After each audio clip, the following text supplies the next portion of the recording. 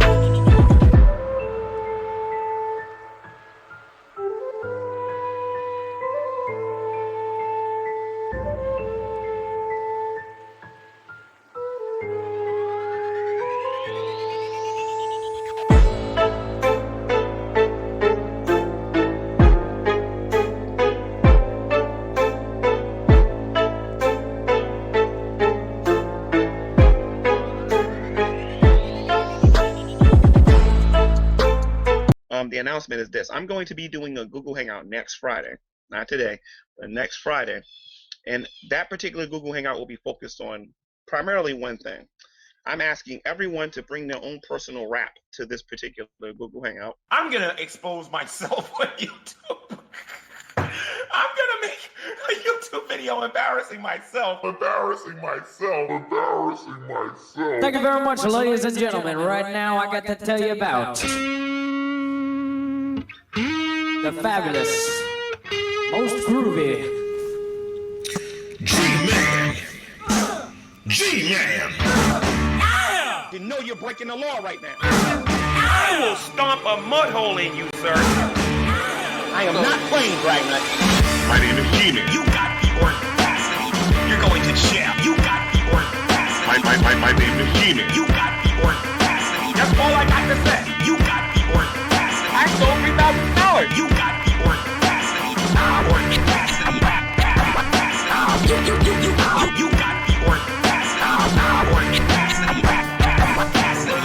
Because you don't got no evidence. My name is Gman. My name is Gman. So big can this guy be? My name is Gman. My name is Gman. You can't beat me in fighting. You can't beat me in chemistry. You can't beat me in biology. You can't even walk better than me. You can't outrun me.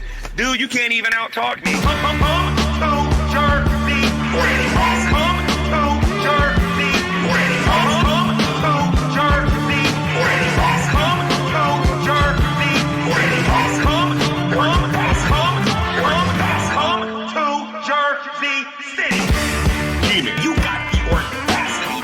You're going to jail. You got the audacity. My name is Gman. You got the audacity. That's all I got to say. You got the audacity. I stole $3,000. You got the audacity. You got the audacity.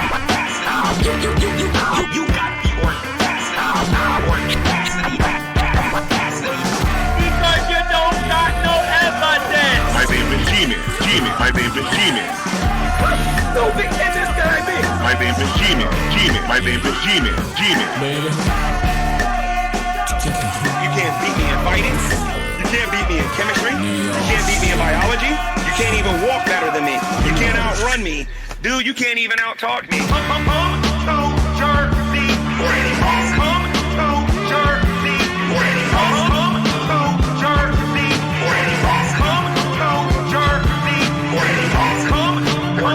Come Jersey City.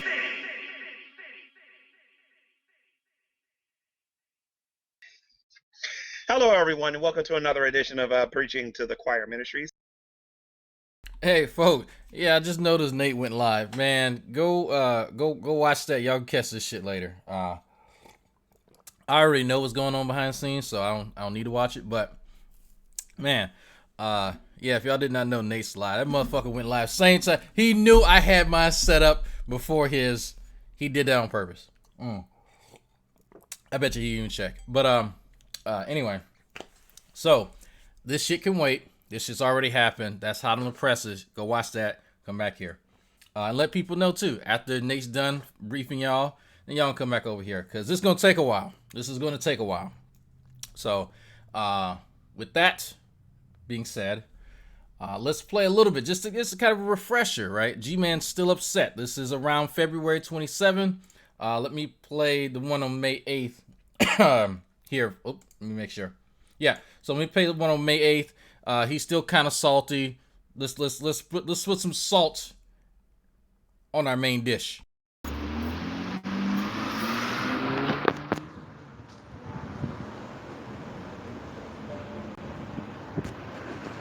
All right. Hello, everyone. Welcome to another edition of Preaching to the Choir Ministry. This is going to be a rather quick video. First and foremost, you guys remember when the whole Shield Squad stuff happened? Here on the internet with myself and them.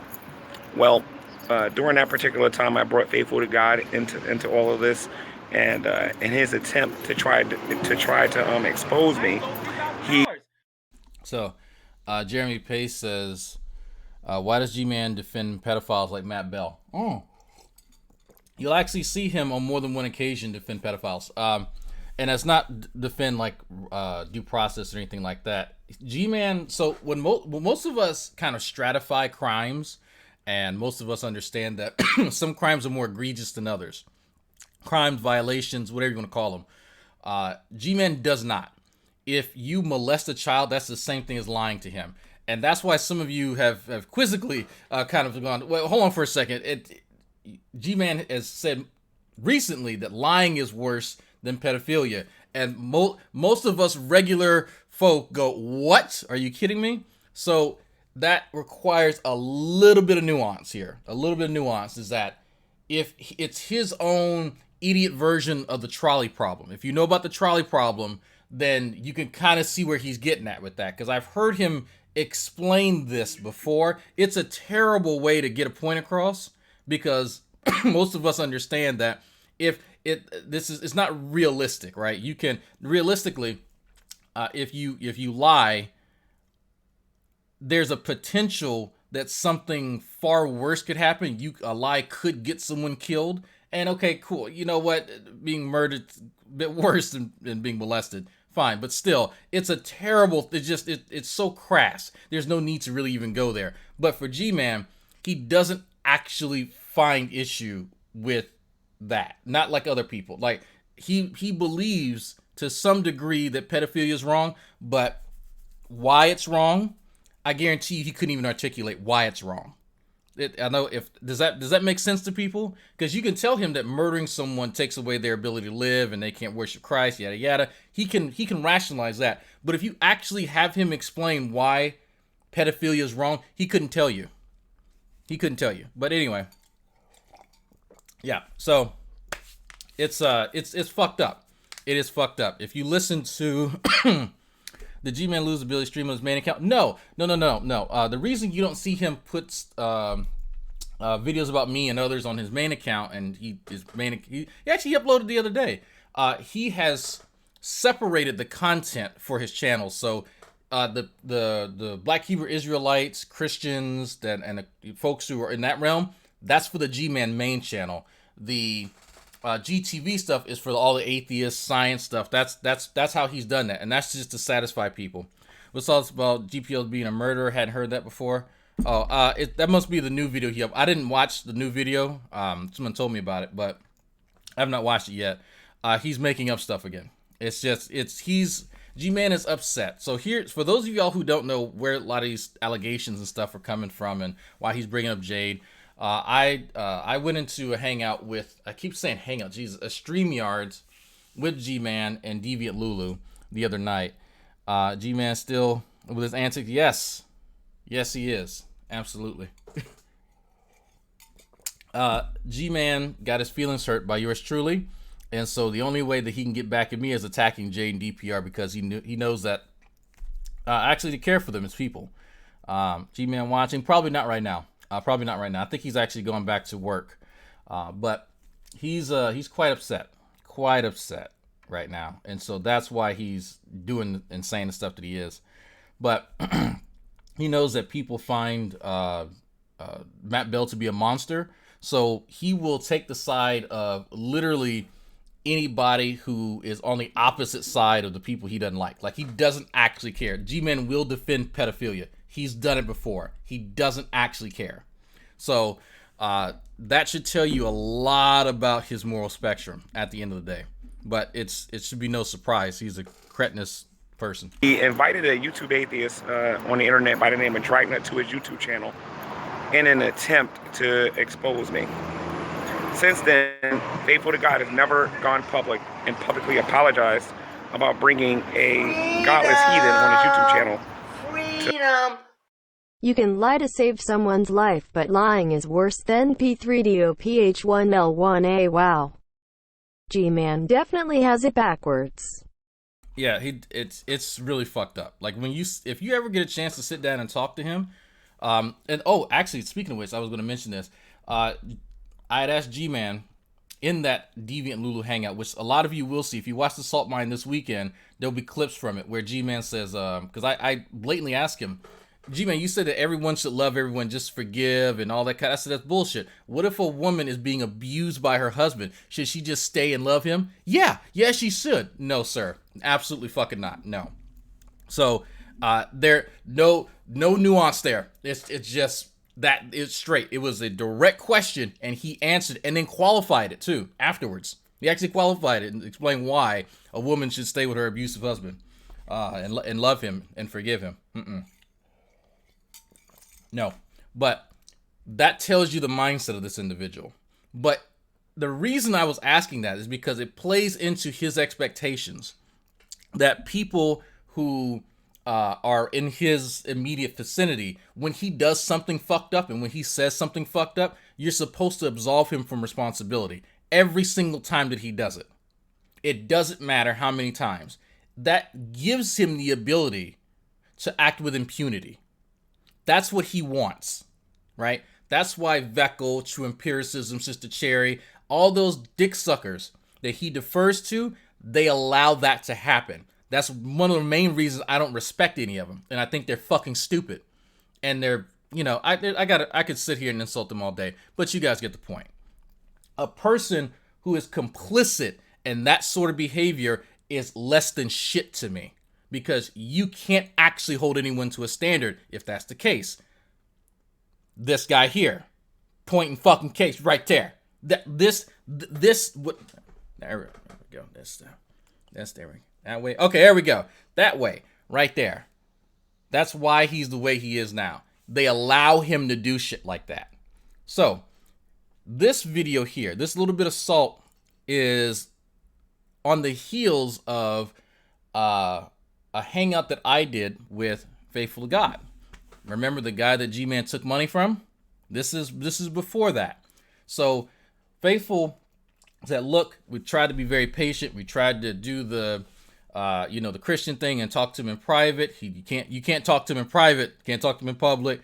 Fine. People need to see that this isn't just a theological thing. This isn't an atheist versus Christian thing. This is a G-Man problem across the board. He treats everybody like shit. And so Faithful brought me on just to ask me about my history with G-Man.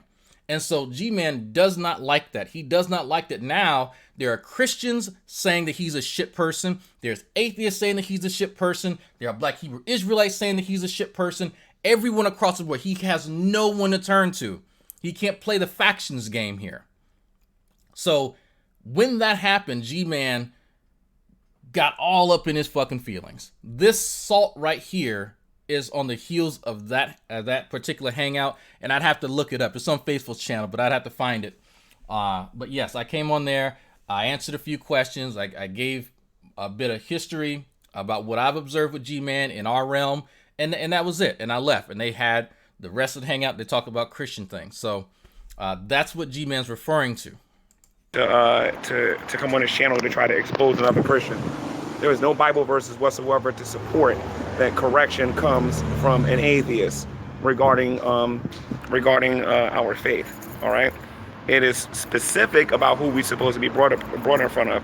We're supposed to be brought in front of the church.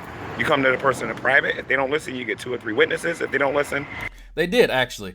If you remember in this video here, he actually admits that they did confront him privately. Gman, Vocab Malone, and it might not have been Faithful there. I think it might have been another Christian, but they did. He's lying.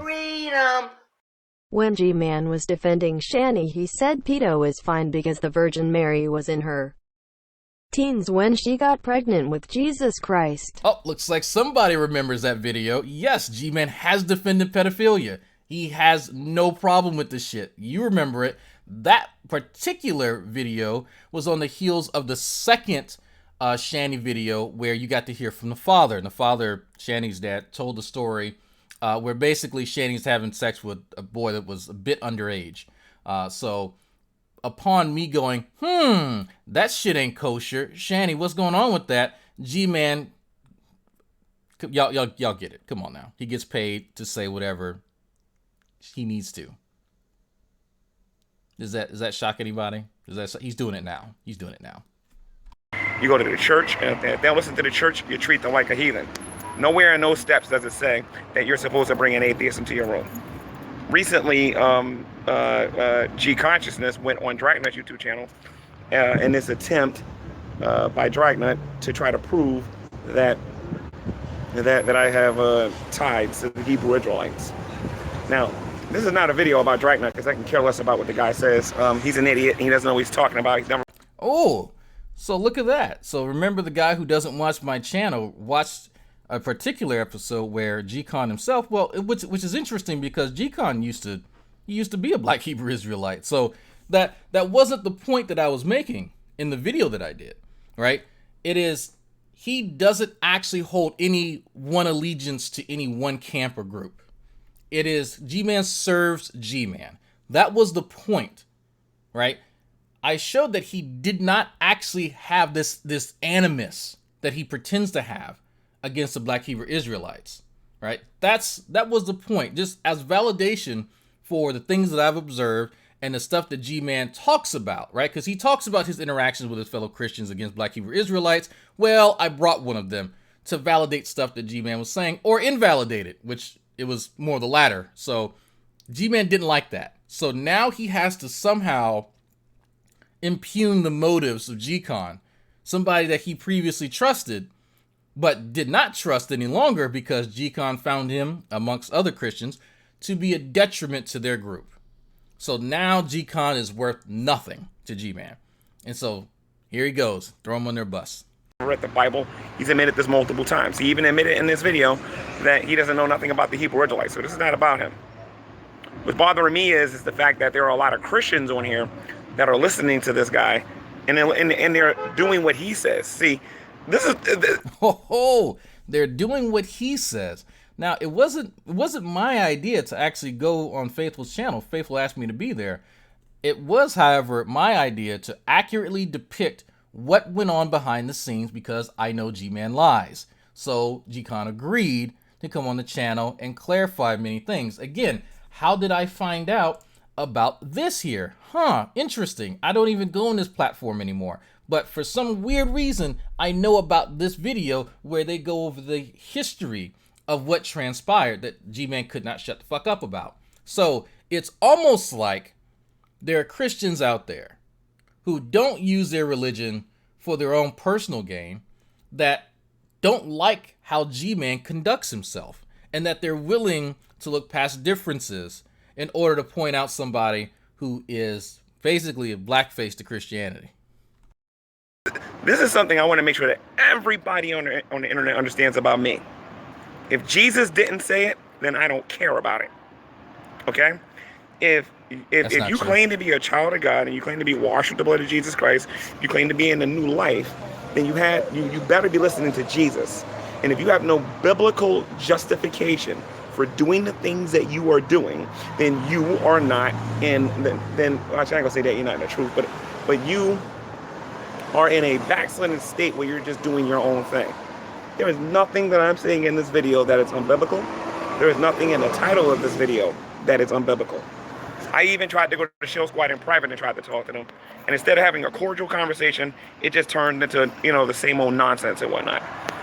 Now, remember what we said about Gman retelling stories. I tried to go to them in private, and it just turned into the same old nonsense. Well, hold on for a second. Didn't Gman just say that they didn't contact him privately? Didn't we just hear him not even, this is only a 5-minute video. We're about halfway through it. Didn't he say in the first minute that they didn't go to him in private? Now they did. Now they did go to him in private. It's amazing how much things change if you just let him talk.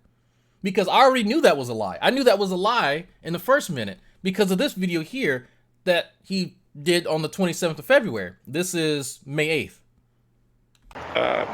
I will say this though, Surreal did try to tell me to just get on here and talk about what I believed and then leave it alone. Instead of doing that, I'm just calling Shield Squad itself, everyone in Shield Squad, because this is your leader doing this. Okay, your leader went to an atheist room, and I guess a weird attempt to try to expose me again, and then you had Faithful to God go to the same atheist to try to do this. And what's bad about this, ladies and gentlemen, is the fact that this is the same atheist that's trying to destroy my ministry here on the internet. You think? No, not at all. I want you to have your online ministry. I want people to see what it is that you do and say. I think it's actually really helpful to. Oh, actually, that's a wonderful screenshot. I'm taking that. You can see a lot of them gray hairs too. Woo, there we go. I'm wanting to talk about gray hairs, right? But man, no, I want you to have your ministry. You make great content for me. Thank you. Think about that one for a minute. I don't care about what the atheists. I'm getting tired of the atheists on here. I don't care what the atheists think. If you're a child of God, contact me, talk to me. I will hear what you have to say. Freedom! I'd love to see the passage in the Bible where Jesus tells his followers to defend and support negligent and abusive parents. Freedom! Freedom! Just give Gman this $5 so he can be your prostitute just to show he is the prostitute. The internet. That $5 is going towards lobster bisque for the salt mine. I don't care what the atheists have to say. Christians, He doesn't care what the atheists have to say, but then he makes videos towards this one. gotta stop playing. We gotta stop allowing these atheists to manipulate us into doing the things that they wanted to do. Okay? We need to be focusing on what we're called to do. Some of us are called to deal with the Hebrew Israelites. Some of us are called to deal with Christians. Some of us are called to do various different things. Nobody is called to take instruction from an atheist. No atheist is supposed to be telling you what to do as a Christian. We are on here to preach to them, not the other way around.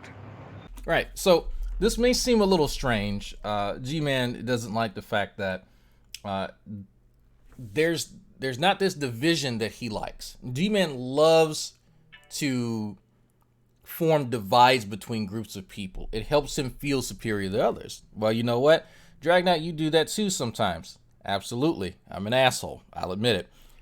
But when there is cooperation between people who have different perspectives, people who have different beliefs, and there's a common goal that they want to accomplish, then it becomes necessary for them to put some of those differences aside and to help one another. In fact, I have been helping Faithful to God and Gman and others behind the scenes quite some time, and in turn they also help me. I gain a better understanding of Christianity. I gain an even stronger understanding of the Black Hebrew Israelites. I had no idea that one of their major chapters, one of their major organizations is here in Houston. Had no idea. Guess who told me about that? Guess how I found out about the One West group that started, the ISUPK and the GOCC. How do I even know what those are? How do I know what those acronyms mean? Guess who taught that to me? So I am no fan of the Black Hebrew Israelites. I think what they teach is far worse than just regular old Christianity. So it would behoove me to lend myself to them and for them to reciprocate. But Gman does not like that. He does not like that. He wants there to be separation. But it's weird for someone who supposedly wants to bring people to Christ. Why would he want there to be that separation and not that communication, the cooperation, the understanding? Because he cannot exploit that. Gman is all about trying to exploit other people. If people are hashing out their differences and working together, they're less likely to be exploited by others. But if you can create this stratification, then through that division, can you start to manipulate people? And unfortunately, faithful to God, one of his fellow Christians, was at the receiving end where Gman tried to steal money from him. So I'm going to open myself up to correction. If there's any Christians out there that believe that I said anything here that is unbiblical, please contact me in private and I will take my correction like a man. If you believe that I said anything, that is unbiblical. I don't even think I got opinionated on here about anything. So again, if there's anybody on here at all. That disagrees with what I had to say regarding this, if I said something that is out of line or unbiblical, please let me know. The atheists right now, as well as the apostate church, you know who they are. The apostate church is on here really to just try to shut up people who literally believe in the scriptures and whatnot. Okay, just pay attention to what they're saying, pay attention to their timing and what they're doing, and you'll know them by their fruits. Till next time, guys. This has been another edition of Preaching to the Quiet Ministry. Okay, shut up. All right, so just a little bit of salt, just to let you guys know, after all of this had transpired, one of the guys from Shield Squad came on my channel to talk about what happened, to talk about Gman. I went on one of their channels to discuss Gman and his behavior. Gman saw that. Gman saw the cooperation between us as a bad sign. And that, interestingly enough, is where the wheels started turning for Gman and Veckel. You may not have known that, but it was also during this time that people who support Gman also drew the ire of other Christians. Now, Veckel had a bit of a falling out too, because Veckel is tangentially connected to this same group, right? The Shield Squad. He draws a lot of respect from the brothers in Christ, brothers and sisters, I should say, from that group as they are out there doing the things that Veckel wish he could do, which is being effective. So because Veckel is one of Gman's dick suckers and won't actually rein him in, he drew their ire. And because they are not hostile towards me, like Gman and Veckel, Veckel found that to be disconcerting. In fact, he expressed this quite overtly. Come to find out, this is where that rumor started, that I have mind control properties. I can't make this shit up.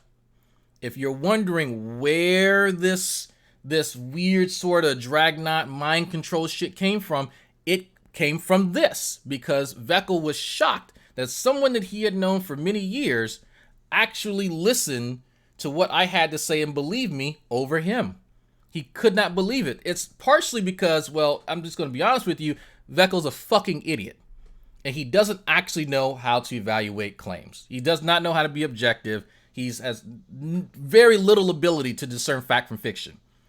But he does not surround himself with people who do, and nor does he actually care. He's much like Gman in that respect. And so when there are people who can do that, people who are, or at least try their damnedest to be impartial, and they can see the same things that I see, and they start to agree with me, that is a problem, especially when Veckel leans on that person for his faith.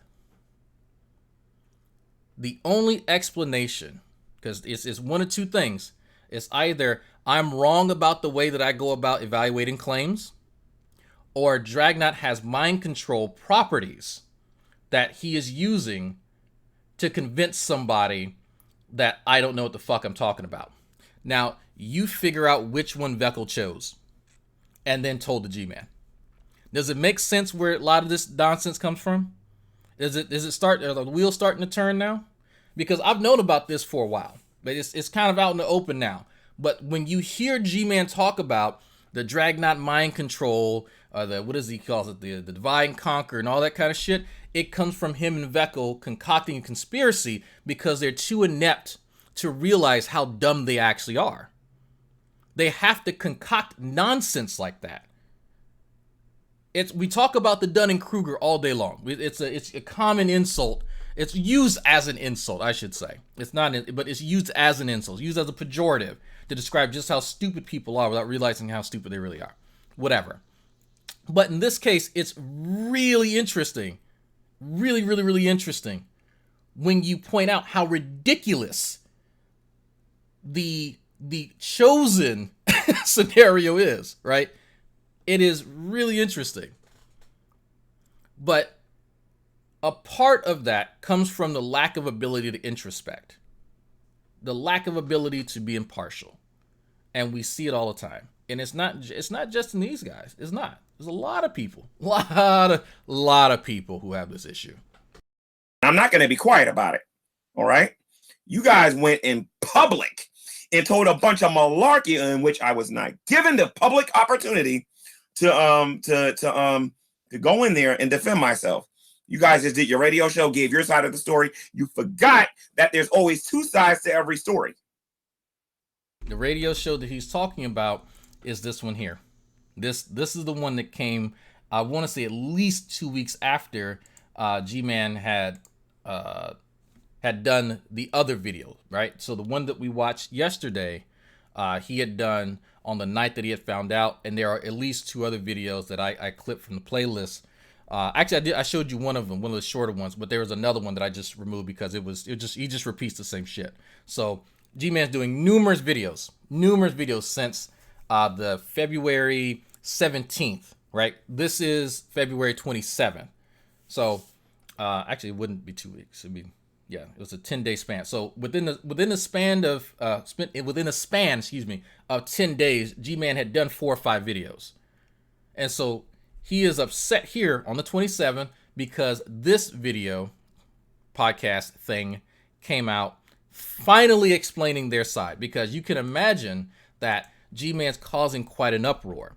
G-Man's purpose in the group was to be sort of a vanguard's not the word I'm looking for. Flagship. There we go. G-Man's purpose, like I said, everyone in the group served a different purpose, sometimes overlapping. But G-Man's main purpose in the group was to sort of be the flagship that everyone rode on. He had the largest channel and somewhat more exposure than everyone else. So when he is making videos like this on his main channel, denigrating the group, well, that's like, you just took your flagship and you just put graffiti all over it, right? So people are going to start asking questions. And what makes it worse is that G-Man is aware of this, and he's doing it on purpose. He's trying to burn the flagship to the ground because he's upset. This is how a petulant child behaves. Meanwhile, numerous Black Hebrew Israelites jumped on this opportunity. In fact, if you guys go back to some of these videos here and look in the comments. Look at some of the comments. Look at some of the comments. You'll see many Black Hebrew Israelites commenting. Not just on this one, on the original video. Go back and read the comments for yourself. They're watching this. They watch all of this, and they use stuff like this for their propaganda. Remember when he fell out with Shani? And, oh, she's calling me in this and in that. Oh, really? A white Christian that you formerly trusted, is saying what to you now? Really? Well, that's exactly the sort of stuff the Black Hebrew Israelites tell people to bring them over to their side. You can't trust white Christians because this is what they really think of you. And then here's G-Man giving them more propaganda. I've seen the videos. They exist. You guys can look up these videos. They use these videos for propaganda. G-Man's fully aware of that, but he doesn't care. So you have to ask yourself, what does G-Man really care about in all of this? Is it professing the word of God? Is it bringing people to Christ? Or is it feeding his fucking ego? I think you all know the answer. And you guys should hear the frustration that they have with me on the phone when I start questioning them on certain things. Well, that's a dumb reason for kicking me out. That's not a good reason for kicking Remember when he said that they didn't talk to him privately? somebody out of a group? You guys should hear the frustration in their voice. Gcon can only last about 5 minutes in a room with me. With me really digging into him and asking him, give me your scriptural basis for kicking me out. So, I actually got the 411 on that conversation because that's how I knew that he was lying. Because I talked to both Gcon and Faithful about this very conversation. If you've never been on the phone with G-Man, he yells. Even when he's not upset, when he gets excited, he starts to yell. And if you have the phone to your ear, it hurts. When G-Man is sitting next to you, he can't control his voice because he's a child. And so in this conversation, remember when his voice was hoarse? That came from him crying and yelling. That's why. Because Gcon said, you're not going to yell at me. I'm a grown-ass man. And he hung up on him. That's what happened. So when G-Man brags about, well, Gcon can only last 5 minutes on the phone, because he's not going to let you, who lives in a fucking attic surrounded by blue barrels, yell at him when he has a wife and a kid and a fucking job to be more concerned with, right? Because I sure said when he started doing that with me, click. Who the fuck are you? I had to ask him that. Who the fuck are you yelling at, little man? Because he loses his mind when he gets upset. He cannot control himself. Well, G-Man, you were talking about busting the Dragnauct. Dragnauct is a YouTuber. What are you talking about? I said, I will take your doctrine and bust a Dragnaught. Okay? That had nothing to do with sexuality. That was the revised version. It was bust a Dragnaught up in your wife. That was the original one. Whatsoever. That was for the atheists that listen to this YouTube channel who don't got the foggiest idea most of the time what I'm talking about concerning the Hebrew Israelites. Because a lot of them are sub to this channel. And I can't just forget about them. You know, as a matter of fact, I got a subscriber appreciation video coming out soon. I think the atheists are going to be cracking up. They're going to be laughing their butts off when they see what I'm going to do soon. But, like I said, to this very day, Gcon or Vocab Malone don't have a legitimate reason. You know, one of the things that Vocab told me on the phone, guys, you guys remember the video in Atheist Poem where I turned around and I shook my booty a little bit? Let me show you what I'm talking about without being inappropriate here. Hold on. I basically turned around like this in the video, and I had some critics say that video was funny and they liked it. But then they come to me and they say, well, G-Man, you're shaking your booty. That was before there was a SoG. And no one even heard of it. As a matter of fact, no one's even heard of SoG or Shield Squad. These people wouldn't even come into play until 2 years later. But I'm getting kicked out for something that I did in the past. Not to mention, he brought up, well, you was on there with Creationist Cat, and you guys was trying to kill the AIDS. No, I was in a parody video. I knew full well what he wanted me to go in there and do. I didn't know that he was going to say the things that he was going to say regarding Mary and some other things and whatnot. But I did know that a lot of what we was doing was to create awareness for the particular thing, the fundraiser that we were doing. And I have no problem with that because I understand and I get the internet. I get YouTube. And I'll be happy when everybody else get used to it. And not get used to it. Understands that people watch this not just to learn, but to be entertained too.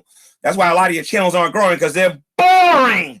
Really? So now, who remembers when G-Man had criticisms about my channel and that I'm only here to entertain people? Now, a part of his argument here, interestingly enough, is that their channels aren't entertaining enough. It's almost like G-Man has a separate standard for anything that he needs at the time. And it can change in a moment's notice. Did anybody catch that? Their channels are boring. It's not getting any traffic. Interesting. You won't bring the real you out. You feel like you got to be this robot in order to glorify God. No, God just wants you to be you and let him use you. Be you. Don't sin. I'm not saying sin. This is an excuse for him to behave like a child, by the way. Be you, and then allow God to bless your YouTube channel or to bless whatever it is that you're on here to do. So why am I kicked out of Shield Squad? Because of something that happened when Shield Squad didn't even exist. And the Soldiers of God didn't exist. That's what I want to know. No. Vocab Malone and G Consciousness owes me an explanation, and they owe me an apology. If I don't get one, okay, then eventually I am going to drop this. But if anybody comes to me and says, G-Man, what's your problem with G-Con and Vocab? I'm going to tell them. I'm not going to sit there and lie. Why is being honest with people a consequence? I'm not going to pretend like it never happened. I'm going to tell them. Because it was you who swept it under a rug and pretended like there was no problem and whatnot. I told you guys when you guys first met me, I am a very open and confrontational type person. If I got an issue with you, then we need to deal with it right then and there. Do you know how many people off of YouTube are saying, G-Man, you don't even need to be around? What's going on, Gene Wilson? Hello, how are you? Where you come from? Who you be? Around people like that, because what they did was foul. A lot of people looking at it from my perspective. But I would rather this get reconciled by those who getting on here and saying, well, we didn't know that rap video was made before G-Man. Now this is very important. So again, if you guys, just a quick recap. One of the ways that the the Christians, Soldiers of God, SoG, all of them, that they combat the Black Hebrew Israelites is through music. You're talking about specific communities, mostly minority communities, being indoctrinated through music, right? So they are observing what's happening in their communities. Mostly come from beleaguered communities, rampant racism, systemic violence, all type of stuff. And so the message is being sent through music by the Black Hebrew Israelites that the reason why you're in the situation that you're in is because there are white people out there and they are taking away your heritage and they're doing this to you, and it's all biblical. So if you just reclaim your heritage as being a true Hebrew Israelite, then you can have a better life. That is sort of the message. And there is this really ethnocentric message at the core of it, right? And so you're now empowering people who have never really felt that they had control over their own life. It's a very palpable message, and I understand. I empathize with what is presented there. Unfortunately, they're fucking cults, right? So you can read up on many of these guys. I think it was Tazadaki who had died recently. And Tazadaki was charging people 20% tithes for his church, harems, all that kind of stuff. So there are big issues with this. And so when you are giving that to people, one of the mediums that they use is music. And so in order to combat that, the Christians of Shield Squad and other Christian groups, they use music as well, right? So if you can listen to this Black Hebrew Israelite song, here is the diss track to that song, and then you listen back and forth, and then I'm curious about what these guys have to say. Let me go on their YouTube channel and see them debunk this or debunk that, right? And that's kind of where the battleground is. So when G-Man references the rap video, these guys put a lot of time and effort into this because this is their weaponry, right? This is their arsenal. You want to make sure that you have the best weapons available. So you're going to put time and effort into actually producing good music. Unlike G-Man, who sounds like he records the shit from a T-Mobile fucking potato. So keep that in mind. They plan this stuff way ahead of time, spending hundreds of dollars on equipment and software to make sure that what they put out is quality. Again, unlike G-Man. And so when they get together and make these decisions, G-Man doesn't really have a leg to stand on because one, he doesn't have fucking money. Two, he doesn't have talent. So what he says was really only going to gain so much traction. And because everything has to be about Gman, that is not conducive towards feeding his ego. So now we have an issue where he doesn't even want to participate in the decision-making process because he is not the fucking star. This is the same guy who wanted Shield Squad to be called the G Squad because, again, it's about him. Made his rap video. And by the way, G-Man can't rap. And I would like to ask my subscribers a question here for a minute. How do you know if somebody can rap? It's a really stupid question, right? But just hear me out here for a minute. What is the measuring bar? Is it views? Is it lyrics? Yeah, you gotta, you gotta rap and you gotta be on beat, but you gotta understand that I don't have the equipment that everybody else has. I have a laptop and I have what do you call it? Audacity. I have a laptop and I have Audacity, and I have a condenser mic that works when it wants to work. I have to get another one, which I'm going to get one soon. And I got some really good news for those of you who've been wanting that G Gamer channel to launch. Not only did I get a camera, but this camera is better than the HD camera that I had, that I was using for the G podcast. I tested it in a private hangout, and this is pretty good. And it brings the what you're going to see on here regarding the game. So for any of y'all who are music heads and who know about bars and beats and all that kind of shit, y'all could spend all day long explaining how you can, I guess, create a metric to determine how the quality of somebody's work, right? At the end of the day, yeah, it's someone's opinion. You sound good, but there are clear aspects, right? There's a scheme in which you can evaluate someone's musical ability. It doesn't actually matter. As long as G-Man sees views on a video, if he sees 2 views, then that means he's good. It doesn't matter. Later on, way after this, he finally realizes that, yeah, he does suck. And all the guys and gals and shit, they know that he sucks. But they avoid the topic not to avoid hurting his feelings. But he's terrible. He's awful. Like, it's shit. The music videos are entertaining, and it's hilariously bad. He doesn't realize that people watch that shit show of a fucking rap video because it's bad. We go back and watch bad movies all the time because it's funny on how bad they are. But he does not actually understand it. He thinks that people are just lying because when he puts it out, it must be excellent. When G-Man stream himself playing some hentai dating sims, never. Games are going to be playing really well. So you guys are going to get your wish soon with the G Gamer channel.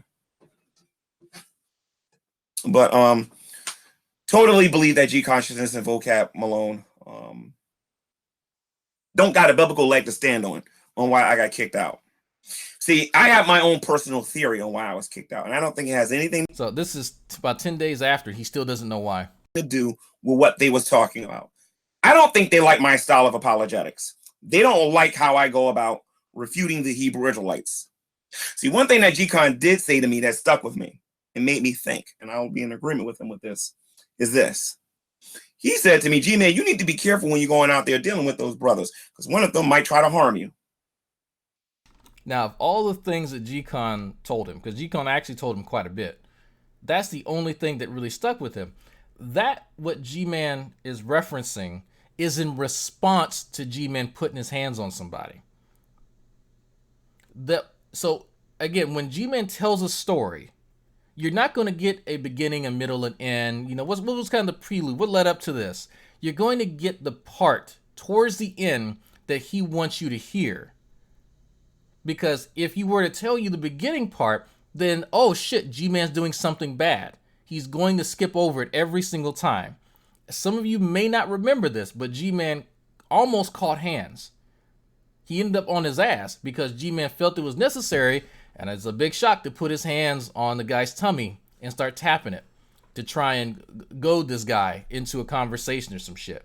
And so the guy, like any other guy, retaliated because G-Man put his hands on him. And so G-Man went crying to G-Con and others. G-Con told him, look, you need to be careful about who you're messing with because somebody is going to clean your clock one day. People aren't going to be sitting there taking up for, oh, well, he's just dumb. He doesn't realize yet. No. Somebody's really going to hurt you for that shit. And so that's what G-Con was telling him. But notice that he left out the rest of the stuff that you kind of need to know in order to gain some context. No, first of all, he's not lying, because I've already had one shove me. I've had one of them actually try to come out and try to swing at me. But this is what G consciousness doesn't understand. And let me get the Bible verse here. I mean, I should just quote it, but I think I better read it, because if I don't, then what I'm going to say is going to be taken out of context. And when I'm talking to these guys, I need to be careful with what I say, because they're like taking what you say and twisting it. Just give me a second here. Deny himself, take up his cross, and follow me. We're not in the business of making ourselves look good in front of everybody. We're in the business of preaching the gospel of Jesus Christ at the cost of your reputation. I don't care how eloquent you speak. I don't care how well you put it. People are still going to laugh at you. People are going to still think you. Look at William Lane Craig. The man's got a PhD and people think he's an idiot. There are people that think that William Lane Craig is a religious tard and thinks he's the dumbest thing walking on earth, right? And that's G-Man's excuse for why he can't better himself right there, because there's always going to be one or two people who are going to always believe that. If you're curious as to why he hasn't made much progress in life, that's why. Now. Just and he's none of everything. those things, but people still think these things about him. In Matthew chapter 5, it says, Blessed are they which are persecuted for righteousness' sake, for theirs is the kingdom of heaven. Victimhood. Blessed are ye when men shall revile you and persecute you and say, if you got people on here saying, and mind you, I already said that Vocab Malone did not commit adultery. Let me say it again. So he has to say this now because he went on the Black Hebrew Israelite radio show and lied. So he got called out on the lie, and so now he has to backtrack it. Vocab Malone did not commit adultery, according to Faithful to God. Okay, G-Man has previously lied about Fiona committing an act of adultery. This is one of G-Man's kind of persistent lies. If you actually listen to the confrontation between Hannah Zubby, Nate Brody, and and G-Man on Tom Ravitt's channel a few months back, he said the same thing about Nate. He's actually said the same thing about me. This is, for some weird reason, G-Man loves this particular lie. Vocab Malone did not commit adultery, according to Faithful to God. Okay. Now, with that being said, if these people want to continue to say that you're doing these things, then you need to acknowledge what it says in the book of Matthew about you being blessed when you're being persecuted for righteousness' sake. You see, one of my issues with Vocab and G-Con, Faithful, and some of these other guys is that they're too concerned about what you think and not concerned enough with what Jesus thinks.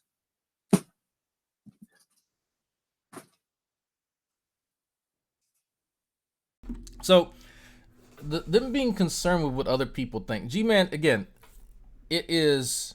He also alluded to Jack cheating because he has titty pictures. Yeah. I mean, I'm not. He doesn't get that the titty pictures aren't just for me. They're for the wife too. But it's interesting because I wanted to really hone in on this. What's the goal of the group? What is the goal of the group? The goal of the group was to bring people back into the fold, back into being Christian. There are people out there who are being deceived by heretical doctrines. They are being tricked in a way into believing that Christians are simply deceived themselves and they're controlled by evil white people, and that they have a really bad taste in their mouth about Christianity. That's sort of what drives them into being Black Hebrew Israelite. They understand the path. Many of the guys and gals in Shield Squad, SoG, what have you, they were former Black Hebrew Israelites. They know how they think. And so if your image is tarnished as a Christian, the inner workings is wrought with deceit and lies and betrayal, that validates what these guys are saying. So yes, they're concerned with their public image. It's kind of a big deal. It's literally why they take so much time in putting out quality work and making sure that internal issues stay internal. But when you have a petulant fucking child do stuff like this, it hurts the movement. It hurts the goal. Because he is aware that they the Black Hebrew Israelites, use anything as propaganda. He's aware of that. They've used his videos. They've used Shanny's videos. But he does not care at all. So when he talks about people being concerned with what other people think, absolutely. That is a part of their goal. How are they going to reach people if they look like shit?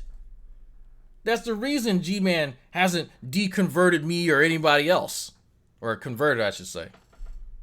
Why would I ever want to give myself over to anything that this guy believes at any point in time? He's an idiot. He's a fucking fool and a mess of a human being. Why would I lower myself to that of Veckel? Why would I want to look as dumb and uneducated as true? Why would I ever want to do that in my life? They're fucking idiots. So, G-Man, not understanding that that's a really big important thing when people are trying to change their minds about how they live their life, doesn't care. It's all about G-Man's ego. And if they harm me, if I get hooked in the face one day and y'all see blood coming down my nose, I'm not going to retaliate. See, I'm not stupid. I understand the power in just standing there and taking it. They don't, because they don't know Jesus. If they choose to mock me or laugh at me and put an umbrella in my face, which they've done many times, lie on me, say I'm gay and all this other stuff, all they're doing is validating my faith. That's all they're doing. It's all about the victimhood. Smart enough to do that because they're being controlled by the spirit of the Antichrist and the God of this world, Satan. All right, so you guys get the point. So we'll play a little bit of this. This is August 21st. Hello, everyone, and welcome to another edition of Preaching to the Choir Ministries. And today I want to talk about Shill Squad and G consciousness. Hold on a minute. Let me do this here. So the last video was in May, right? May 2018. This is in August. It's later in the year in August 2018. First. Again, hello, everyone. Welcome to another edition of Preaching to the Choir Ministries. I know it's been a while since I've done a live stream. There's a lot of reasons for that. I had to wait until some things died down here on the internet before I could start talking on this channel again, get my mind on different things, and then, to be able to do what I do on here and whatnot. I'm not going to be on here long because I don't know a whole lot about the topics that's been talked about regarding, well, not the topics, the situation or what's been going on with Shill Squad and G consciousness. But the very first thing I want to do is give G consciousness a shout out. Number one, what he's been doing over the last few days, it takes courage to get on here to say the things that he said. And there's not a lot of videos that I see in our community where people are making them regarding the faith that have you almost shaking because there's so much truth. So meanwhile, G-Con and others, they've moved on. This is, again, later in the year. The other video was in May. This is in August. They're still on their goal. They're still on their way of trying to profess the faith, trying to get people to come out of the Black Hebrew Israelite-ism, whatever. And so G-Man now has had a bit of a change of faith. He's a bit more humble now because his war against them has not been very successful. And so now he needs to publicly prostrate himself in front of G-Con and others. And so this is one of those videos. You've seen G-Man do this before with Shanny and others, where he'll give them a quick 5-10 minute little shout out, and it's just him presenting in front of them on the internet, if you're familiar with animals presenting in front of one another, so that he can be fucked and that everything can be better. That's essentially all this is. And I mean hard truth. In Christianity, we have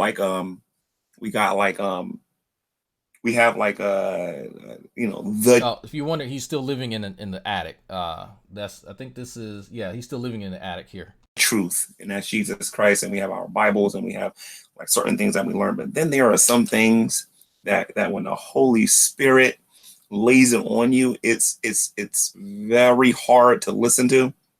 But these are things that need to be said and they need to be heard. And G consciousness has been doing that over the last few days, and I would like to give him a huge shout out because I can see his spiritual growth on here regarding not just focusing on what the religions or the beliefs or what other people believe in that we disagree with, that we have to talk about sometimes on here, but dealing with our in-house issues as well. You know, and I want to be one of the first Christians who's responding to Gcon, to be one of the first to say that we do have a lot of in-house issues and they need to be talked about. We worry so much about what the non-believer is going to think if they hear us talking this way. But you know what? I like what Veckel was saying in a couple of Google Hangouts. Somebody cares what they think. We need to start dealing with our issues because we've talked about these other guys long enough, and he's starting to talk about these things. And it takes a lot of courage for him to do that because a lot of people is going to be calling him out for it. I'm pretty sure of it. But I put a link in the description of this video to a video called he entitled it Why I'm Leaving Shield Squad, I think it's called. Let me Now, does it make a little bit more sense? So I don't know if he has the video still up. Yeah. So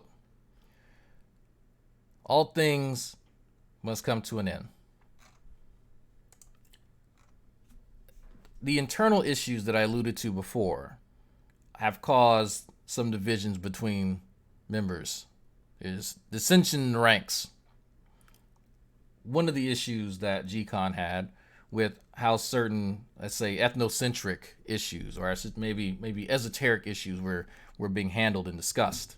And so it wasn't to his liking. His goal is definitely more dealing with people in their communities, and less so of finding the exact or the perfect exegetical interpretation of whatever. His goals are a bit more pragmatic, and so it's just a difference in kind of ultimately what the goals and the methods on how to reach those goals. And so Gman, now sensing dissension in the ranks, sees an opportunity to curry favor. Now, at the beginning, it seemed a bit odd. His tone has changed. Have you noticed that this Gman seems quite a bit different than this Gman here? Interesting. Very interesting, huh? So this video here, you can see Sister Mary Bennett. You can see a few names there. It's always important. I like to look too sometimes if you leave the live chat up to see who's still around sucking his dick. Who's still around. So the reason Gcon left Shield Squad, a bit different. Now, the group's still around. They still do things, but they have parted ways, which again happens. I've done it myself under amicable terms. Gcon's a little bit less than amicable, but still maintains respect for the other members. They still communicate.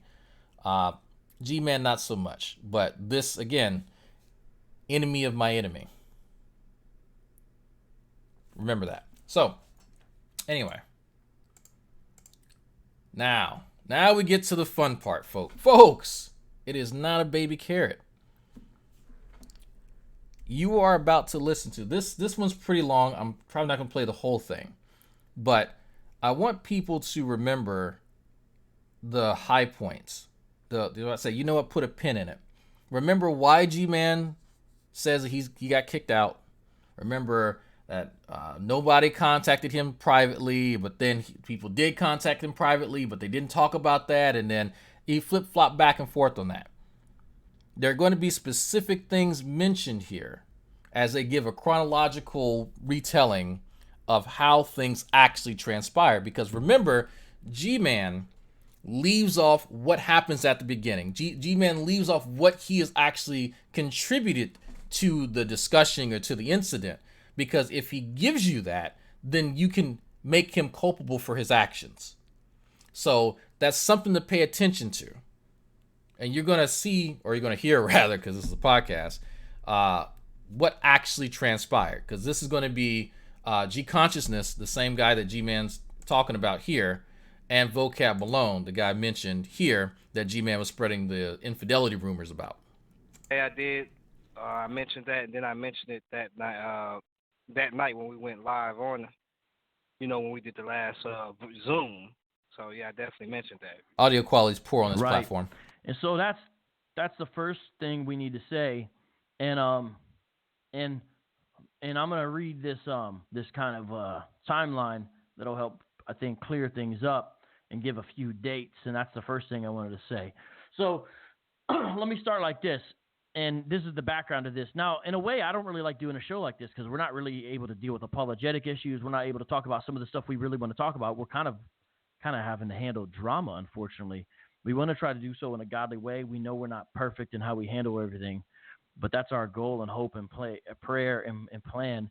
And we kind of wish we were never here, but here we are and feel that this is needed to be done.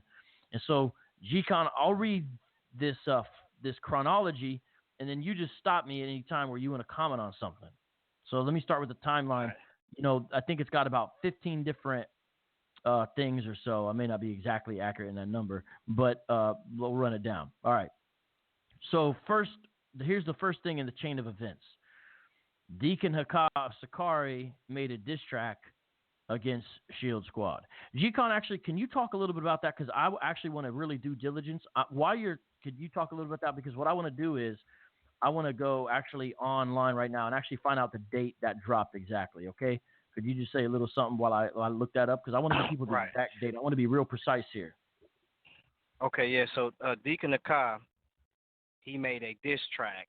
And mind you not, this is right after that Chris made his track, which was not a diss track, but basically a track that was, informing people of certain things. And so Deacon Nakai put out his diss track. Now, mind you not, he had already told me that he was going to make this diss track. I just didn't know. He said he had a surprise for me. That's what he said, but he never came out and you didn't think it was a Christmas present. Right. Right. And when he said, real quick, the evidence to that is that brother K-Dub, who is in Shield Squad now, he dropped Pseudo Israelites on January 5th. Well, guess when the track titled Warning Shot Response to Christian Apologist Diss, guess when it came out? January 5th. So clearly this is already in the works. It just happened that when K-Dub released his, then he released his. It wasn't truly a response. It was already something he was doing. But go ahead, bro. Right. So it wasn't a response to something that he was already doing. And so when he dropped it, he told me already he said, I got a surprise for you. So he said he was going to drop it on the Thursday. Well, in actuality, it came out on a Friday. And so when I heard it, I was like, we probably was laughing at it. And so, that's what happened with that situation. I don't know if you found the information. Yep, January 5th. January 5th, 2018 is when both of them dropped. And so that's even further, because if he's telling you it's going to come out on a Thursday and then K-Dubs comes out on a Friday, that means the Deacon Hakai already had his prepared. So, okay, second thing. Shield Squad got together and decided that we should deal with it. And the best way to deal with it was to have one of our own members deal with it, who is Anthony Ray from Hazakim. And I've known this man since high school. We used to go to open mics together and whatnot. I mean, that's how far back. And at the time, his studio, because he does a lot of... Now, remember, they're talking about the song that G-Man claimed that G-Con called him and told him to lie about this and say that he didn't know about it, okay? This is what they're talking about. So keep that in mind. This guy is already part of it's not some outside guy, because G-Man claims that they paid some outside artists to come and make a song for them. That's what they're explaining, because that was a lie. Music and whatnot, like that's what he does. And everything and whatnot. His studio wasn't working, so he had to go into a studio. So several of the brothers and sisters got together to collect money to pay for studio time for him. He's going to be the one putting in the work, and he's going to pay for that studio time. We didn't want him to do this and then be out because of it. I think it was 200 or 250. Do you remember the exact amount we collected? Do you remember G-Con? Hey, G-Con, can you hear me? All right, well, I cannot hear G-Con. Hopefully everybody can hear me still. Let me continue on here. I believe that was about the amount was 200 or 250. And then That dropped actually on January 11th, 2018. So It was 11th. 200. Yeah, it was 200, about $250. Yeah. Oh, okay. Yeah. So January 11th. Now to let them know this is if you look at some of our Shield Squad banners, Tony Hazakim is actually on our banners. If you go way back and look at our shows. Yeah, way before. So you can actually see that he's already a part of the group. So when we pay for studio time, it ain't like we pay some professional, like he said, that we didn't know. You know, he's a part of Shield Squad. And so go ahead, brother. Well, no, that's exactly the first thing we need to clear up.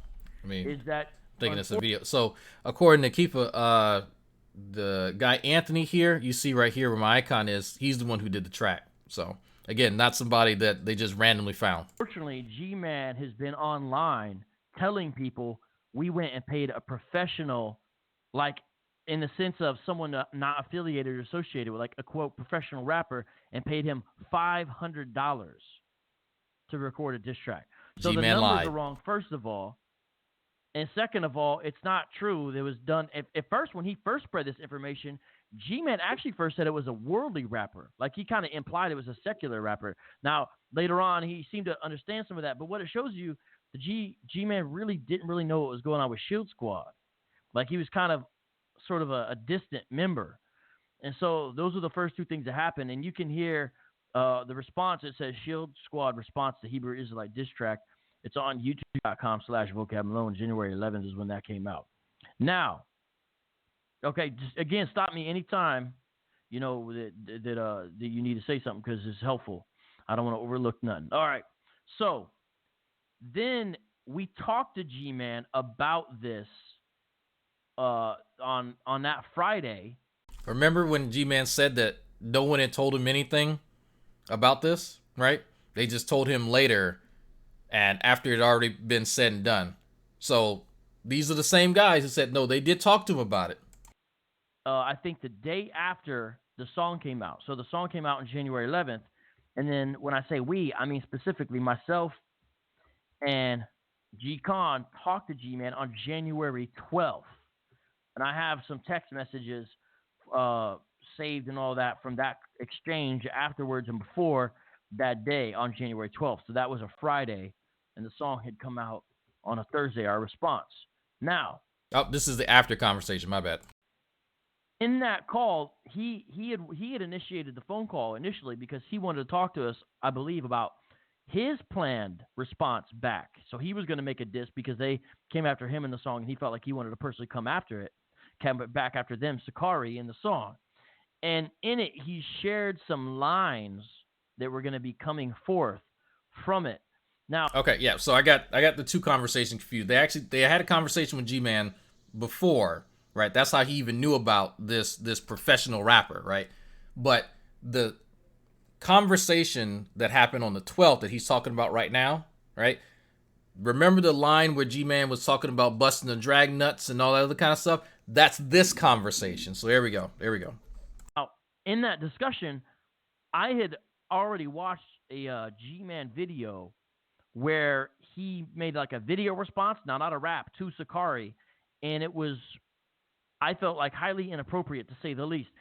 The thing that stood out to me was saying he was threatened to Sakari that he was going to fly to California and castrate them. And so that was a problem. And then in doing that, in watching that video, I actually went through a lot of his other videos and found some pretty disturbing stuff. And so this is prior to the conversation on January 12th. Now I'm going to... Right. And let me stop you real quick there. Now, mind you not, before this transpired, as y'all can look at the events prior to, we look at Deacon Hakai's rap, one of the things that he talked about in there is that, you know, G-Man, as far as homosexuality and his you know, look, stuff about his voice and stuff like that.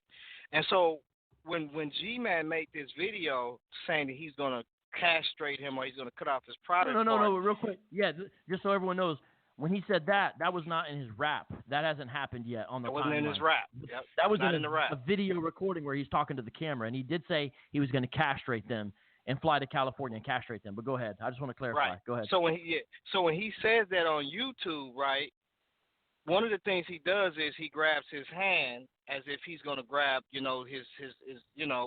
His what it's testicles. called, his private part, his testicles basically, and castrating it. So when I seen it, I'm like, that's inappropriate. All right, so this is they're referencing watching Gman prior to him making videos and being in on fucking music and shit like that. They're listening to what Gman has already put out, the stuff that he's already said, and they're going, well, this is a Christian group. Why would you put why would you think that shit like that's acceptable here, right? So they're already pointing out that he has been inappropriate. He's already crossed the line. And so it's like, well, he's done it here. Let me go and, is this a one-off thing? Or no, he has a history of being inappropriate. Okay? You heard Gman reference this. Gman did reference this conversation on the 12th. But he skips over all of this stuff that they talk, because this is important, right? Did you hear Gman even remotely reference this? No. There's a reason. I don't think that he should have said that, because these guys are already saying that, putting these, accusations out that he's a homosexual.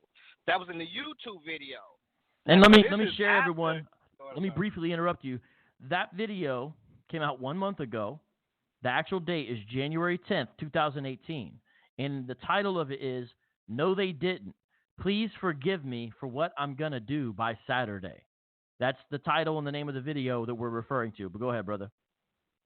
Right. And so when I looked at the video, the first thing I said was, and I even asked my wife about it. I'm like, babe, what you think about this video? You know what I'm saying? She like, I don't know. If he's already been charged of, they're saying that he's a homosexual, then it doesn't seem right. It doesn't look right. So that became a problem. So I sat on it for a little while, and then I explained that to vocab, and that's how that took place. Go ahead, bro. And then during this phone conversation, which took place Friday, January 12, 2018,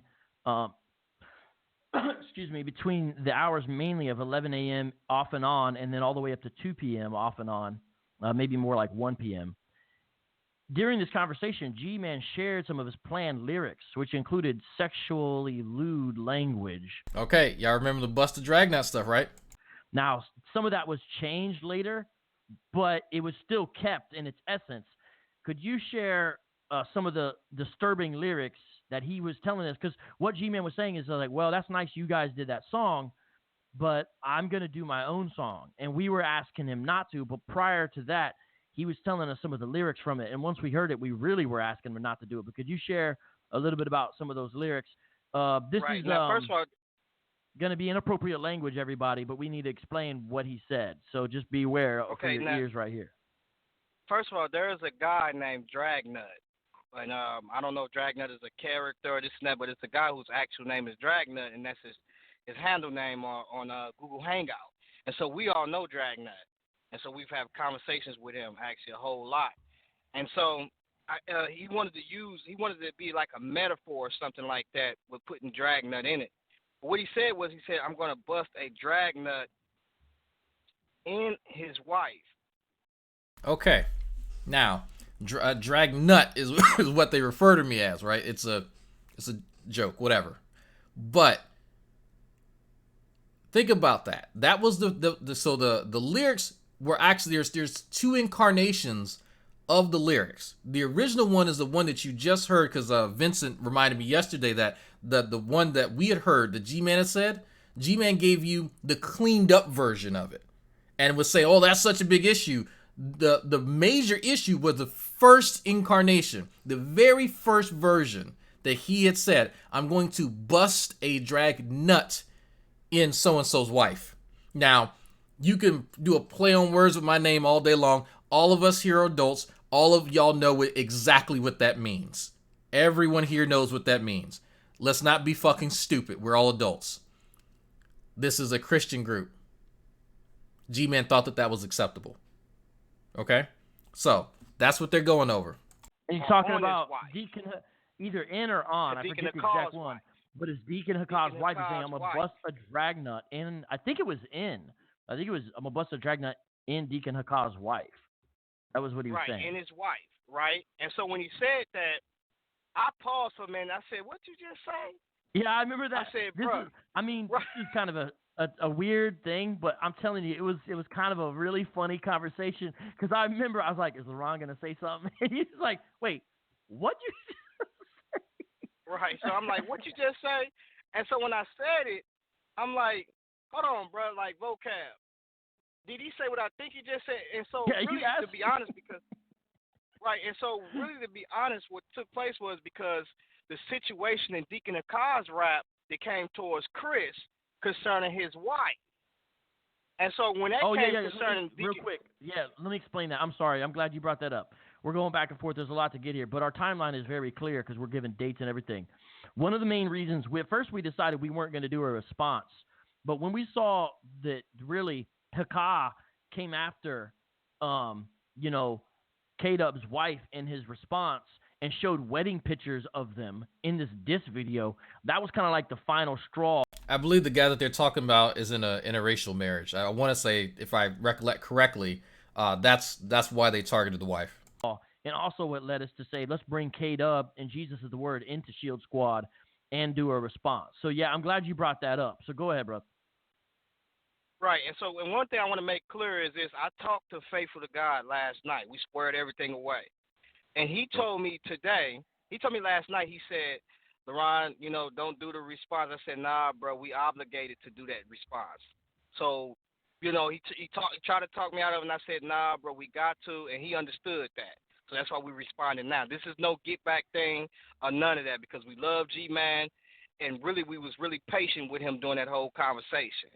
So I just wanted to bring that out. You know what I'm saying? So the bottom line is this is so I said I said, nah, bro. I just came out right then and there. I said, listen, Gman, you cannot say that, and nor can you can't rap, bro. You can't rap and you can't say that. That's too graphic. So when I said that, G-Man cuts me off all around, whatever. Come on, vocab, so I can let you listen to the. Let me let you listen to the. Let me let you listen to the lyrics that I wrote down. That's what he said. Yeah, so he cut G-Man or G-Con off when G-Con said that and turned to me. Now this is on the phone, but turned to me like, "Hey, vocab, let me show you this next line." Like really played him out, and I was like, "Whoa, okay." Right, and so when he did that, I'm not gonna lie, y'all know how it gets. I said, wait, hold on, bro. That's when I said, bruh, listen, man, problem with receiving correction, it seems to me. I was like, because you cannot put that in that rap. And he was like, well, this is what it means. I said, nah, bro, that don't sound right. And so go ahead, brother, you can proceed, but that's what I told him. It don't sound right. So that whole time. You mentioned, there's a lot of reasons why that line's not okay, and I hope everybody could kind of see it's kind of obvious why it's inappropriate. So, remember when G-Man was just complaining in the video that we listened to that no one had approached him in private and tried to correct him? Remember he said that didn't happen at all, and he was upset. He was trying to find the Bible verse for it, and this, that, and the other. Remember when he was talking about that? This is the phone call. And G-Con just offered him correction on this is just one aspect of what was going on. This transpired before he got kicked out. This happened way beforehand, okay? And so he's not actually concerned because he glosses over this kind of stuff because it makes him look bad. He knows what happened. He knows what was said, and he knows that he does not receive correction at all. If you understand the slang terms being used. And that's where you said, well, you really, brother, it's like you really can't receive any kind of correction. That set G-Man off during this conversation. And his response to us, but really to G-Con especially, was extremely hostile, defensive, and aggressive. Does that sound familiar to y'all? If y'all think that he treats Christians any better, you're wrong. You're wrong. You're wrong. Same thing. It's not an atheist thing. This is how G-Man is as a person. He's just a shit person. And this is how he behaves, even behind closed doors. And we really asked him, as a result of him sharing these lines and just the general way things are going, two main things. And here's what we asked. Firstly, please do not record the song and put this out with these lyrics. And he's like, well, I already told my audience that I was going to do this. I was like, well, just simply tell them the truth. You didn't know we were already recording a song, and you're going to just link them to that and let that stand and let that be the final song. Because he didn't know that we were dropping that. And so he didn't know until basically the day it came out, because he wasn't part of the guys who gathered the money up or whatever for the studio time. So he wasn't aware. Now, that's where I need to stop for a second, because I told him, just tell your audience you didn't know, because he didn't know. And I have a text message that shows that. Right. So remember when he said Gcon told me to lie? It wasn't even Gcon that told him that, because Gman knew that there was going to be a response. They had already talked about it. But there was specifically a meeting that happened where they were gathering the funds and they were coming up with who, it was Tony, the guy that you see Anthony down there, between Adam and G-Man's picture. G-Man didn't know all the specifics, when it was dropping and all that. He didn't, because he didn't want to attend that meeting.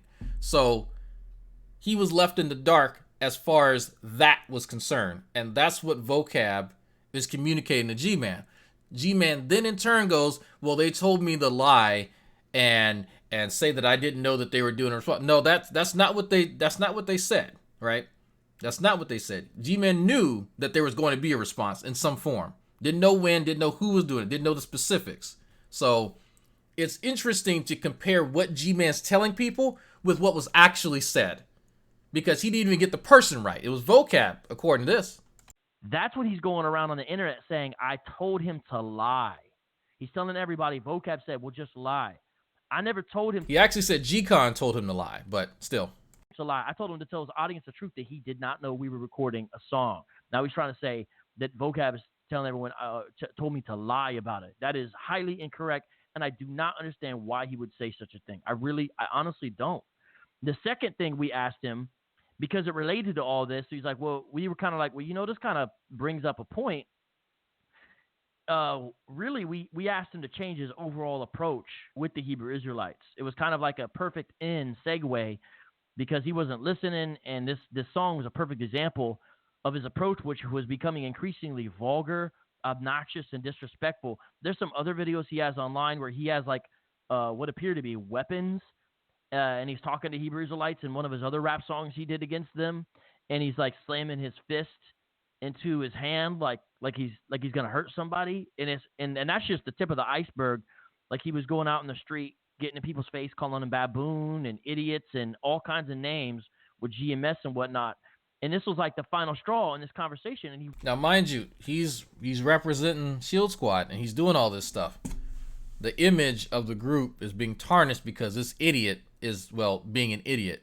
And so they closed in ranks, and they said, look, you need to straighten up. You're representing all of us, not just you.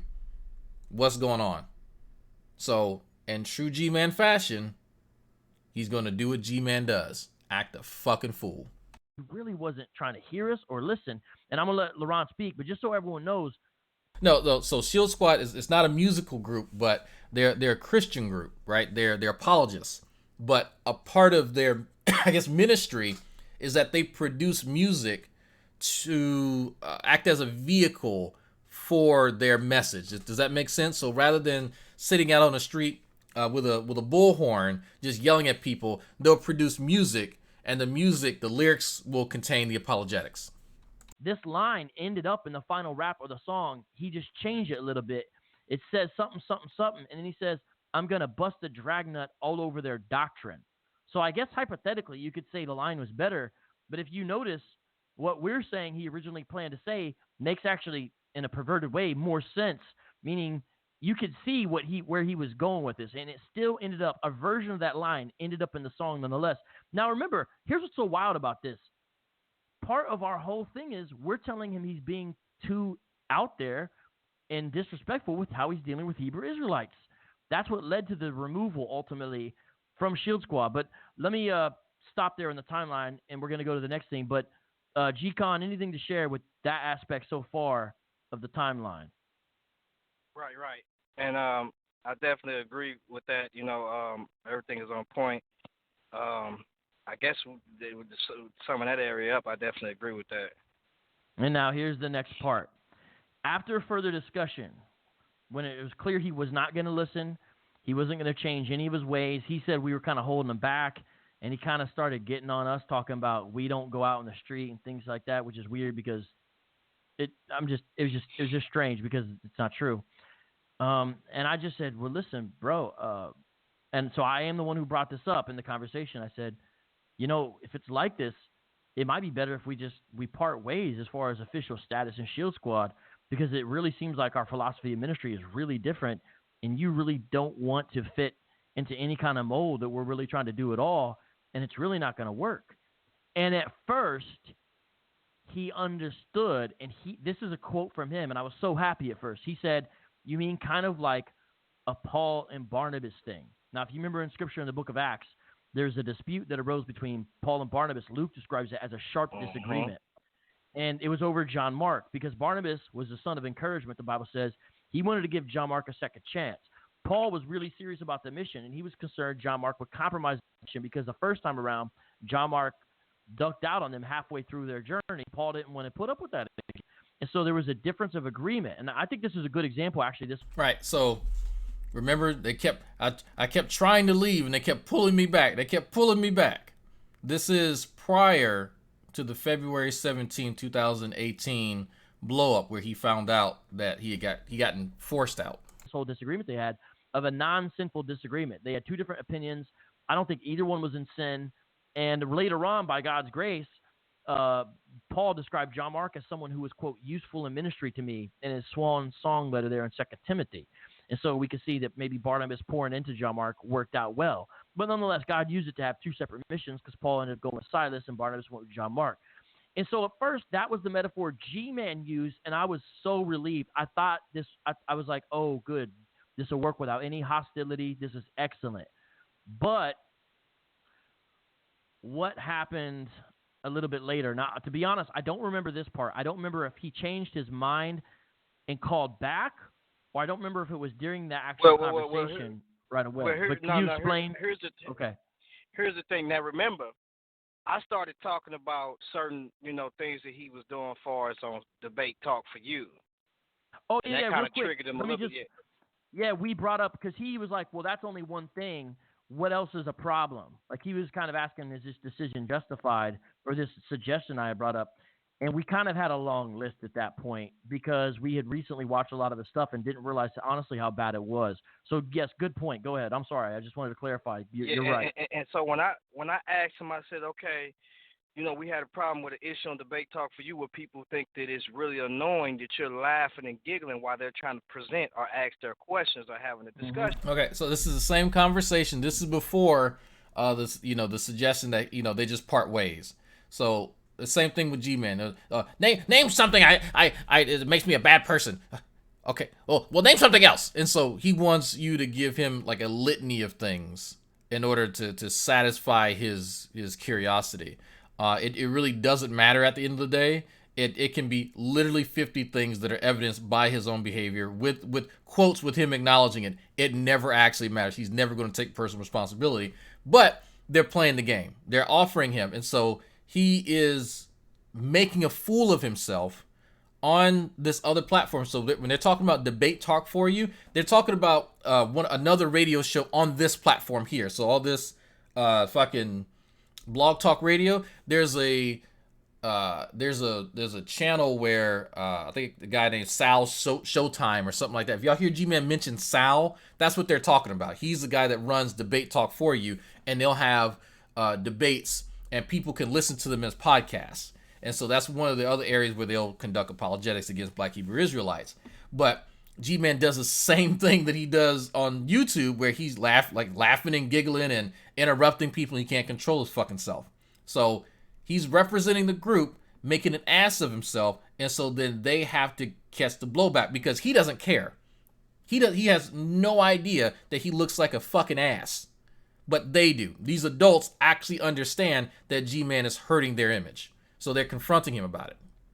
With you. One guy said his name, G-Man, must stand for Giggle Man.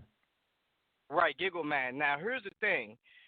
What made me say that was because people on Debate Talk for You said they would rather have a conversation with the rest of the members rather than G-Man.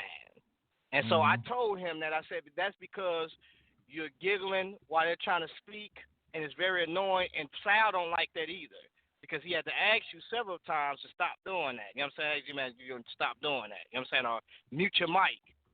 And so that was that issue. You know what I'm saying? So I just wanted to make sure that we brought up that because there was several things that we brought up. And now remember at this. So even the host of the show has to scold G-Man because he's so unprofessional. The host has to do it, right? I've been invited to go by G-Man to go and debate him. I don't like Sal Showtime and the way he does shit. If you like, I'll give you an example of one of the stupid ass rules that I think. So if you curse, then you lose the debate. That's fucking dumb. Someone using profanity at any point in time has no relevance in whether or not the points that they're making are factual. That's nothing at all to do. But because he has his own sensitivities, that's so I'm like, why would I even put myself? Now I can stop cussing. I do it all the time when I'm at school and I'm getting paid, or it's actually advantageous for me to not curse. I'm not going to do it because somebody's sensitive. He can eat a dick. But there you go. This time, he gets to talking about us about this debate he got with Tazariak and also his subscribers. He's get to bragging on, I got 10,000 subscribers, and if I would have... Now, listen to that. They're supposed to be about passing along the word of God, getting people to give themselves to Christ, and that's what the goal is. Hasn't G-Man talked about that at any point in time? Have y'all heard him talk about? Oh, it's not about that. It's not about it's not about views and subs. It's about the message. Why is he talking to another Christian and telling him that I got the most views and subscribers? Why would that even come up in the conversation? That's what it's really about. Mind you, this isn't live. This is private. This is a private conversation that they're retelling. They're on the three-way call talking to G-Man, and he's bringing up how many views and subs he has. Okay? That's what this shit's about. It's not about Jesus. It's not about the word. It's not about apologetics. He doesn't actually care about any of that stuff. It's about him feeding his own fucking ego and lining his pockets when he can. If I did my rap, I would have got more viewers than what Tony has, and Tony only has this amount of viewers, so to speak. Yeah, so the conversation, which I thought was going to work out, started turning kind of ugly and seemed really fleshly and prideful with some of the responses that were coming forth. So shocked, from G-Man, to be honest. Right, and so that was the situation with that, and so I think it was the viewers of Tony, or either the viewers he said it was. He was saying that. Well, I think he was just saying of anybody, like it didn't really, of anybody. And so when he was saying that, I'm thinking like, what are you talking about? You know what I'm saying? Like, well, what is this? Because I know he heard the other song or what's called, but it was just bragging on viewers and also on subscribers, because he has almost 10,000 subscribers. And so that's what was stated within that time frame within that. And so eventually I just kind of shut up because I was getting angry. You got real quiet. I said, you got real right, quiet. And I said, I'm going to let vocab deal with that, because he didn't got me angry now, and I just really just want to come out and just tell him, hey, bro, you don't like how we doing stuff, you out, bro, because he already stated to me privately in the past that, he don't want Shield Squad to get in his way of anything because of his approach with the atheists, and if that's getting in his way, then he's going to go about his business. You can hear a little bit of that in some of his responses he made, because he said that we were trying to be politically correct and holding him back. He said several times he never wanted to be in Shield Squad anyway, and that he was bold and we weren't, type of thing. And he never wanted to be in the group anyway. That's interesting. That's a bit of an interesting admission by G-Man, and that he's being held back. Is a lot of this stuff starting to make sense to people? Is it starting to make sense? It's real interesting what he likes to say to his atheist crowd versus what he says to Christians. He also bragged about the subscribers, saying, I was right, my rap got more views than their response. So that all Right, came right, out yeah, yeah. actually in That's the what it. conversation. That's what it was because you're right because that first rap that he did, the views of that rap. That's what it was. He talked about the views of his first rap that he did. Now, if anybody go back and listen to that rap, you can go and listen to it. But that's what he talked about. He had a lot of views on that rap, but you know, he kept talking about viewers and subscribers. Now, mind you not, the whole time we're talking to him, he tells me about his interaction that he had on the streets. Now, remember when Gman had an interaction on the streets with these guys, he cut his camera off in one event. That's because it got real hostile. And he actually said that they put their hands on him.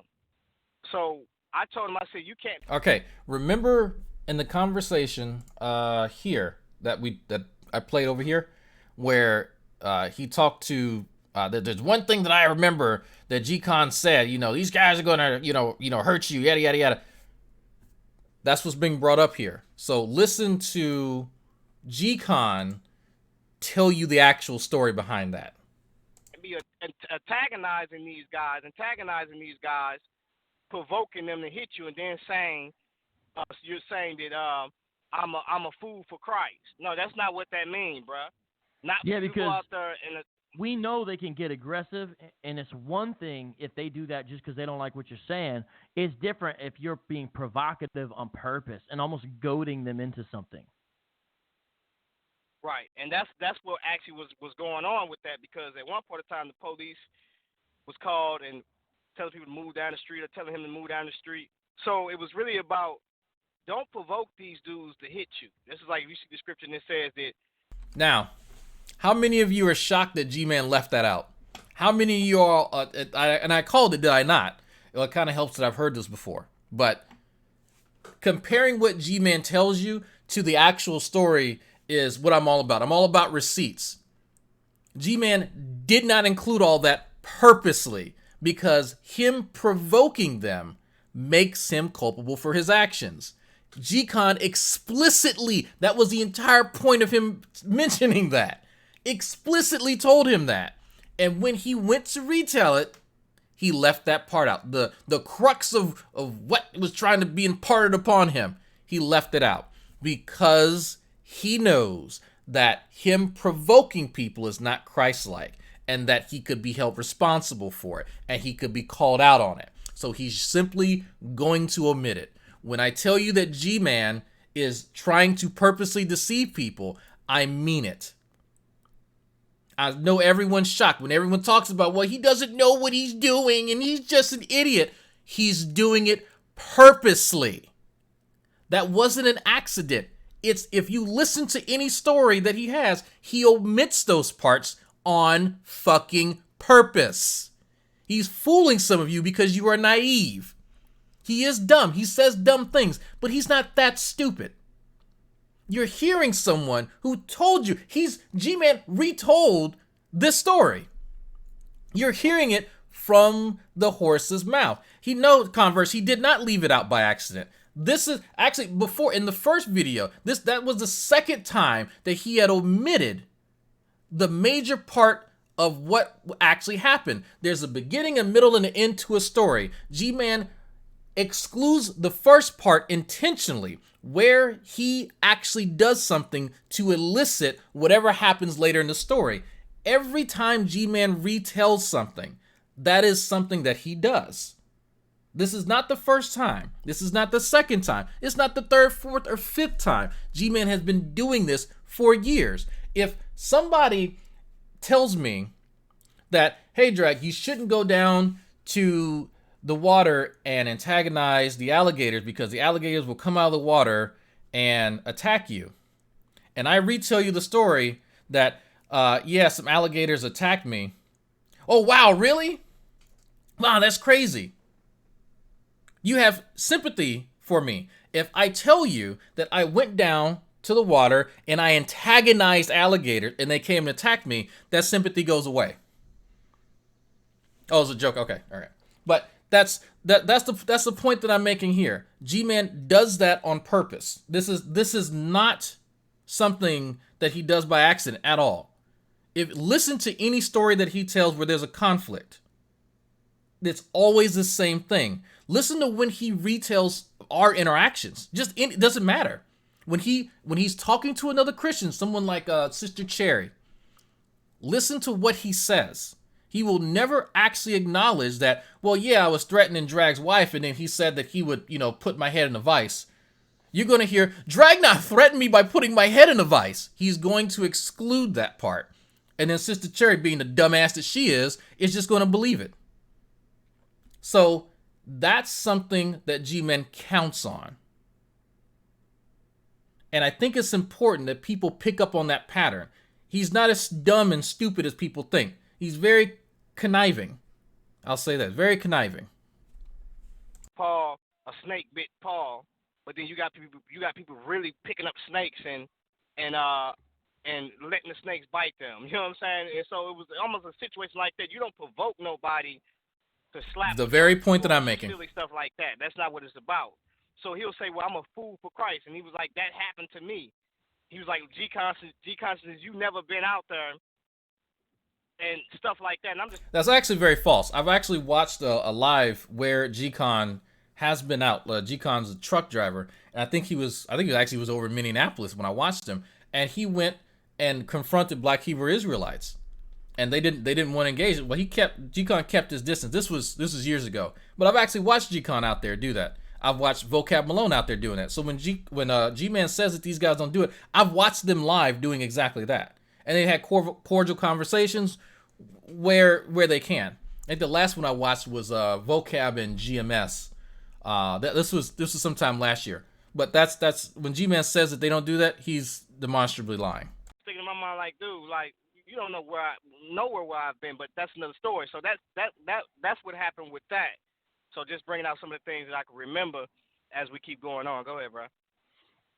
Yeah, so he changed his mind, either called back right away or during the course of this initial conversation. I forget which one it was, but he changed his mind within that hour and said, I demand a full vote. You guys can't just kick me out of Shield Squad. Now, remind you. Oh, real quick, just take a little pause right here. So this doesn't have anything. The patrons, those of you who are patrons, those of you who are members, you will be treated with some behind-the-scenes private conversation with me and G-Man. It's being edited right now. The first half does not have audio. Some of you listened to it a few days ago, but that will become available. I believe it'll be done editing later this week.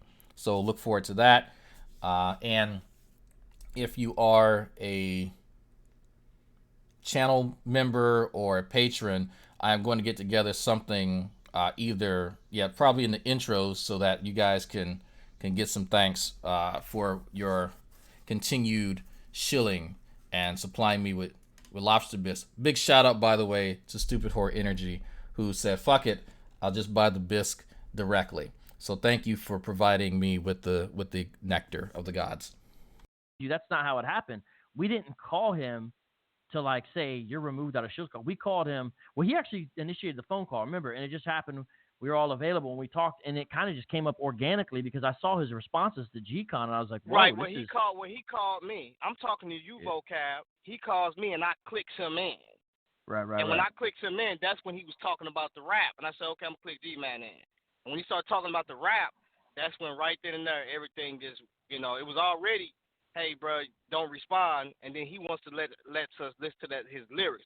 So that's what happened with that. Yeah, and it turned into a larger conversation really about overall methodology and recent videos. And he was saying that he could find stuff where we all did the same stuff. Obviously, we disagreed. Now, we're not saying we're perfect, or because we know you just find any video of anything happening. But we're talking about consistent, regular pattern along the line of G-Man, and really you wouldn't be able to find it because that's not really how we were operating. And so, and Hebrew Israelites have pointed this out to us. They're acting like they're his friend now because he's kind of throwing shade on everybody.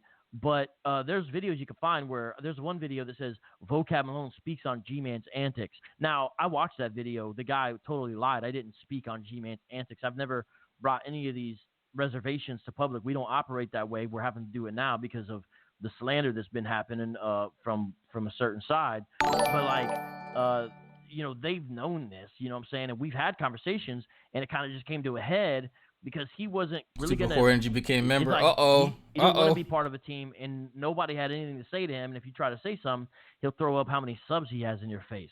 So he demanded a full vote, and we said, and you got to understand at this time, LeBron and I are really the leadership core. We said we're just going to let this initial decision stand.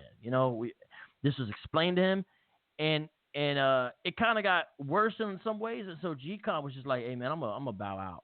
So you left the conversation. I spoke to G-Man probably another hour after that, and I was pleading with him. I was saying, I'm your friend. Like, this is not a personal thing. Like, it doesn't have to be this way. They're trying to make it as amicable as possible.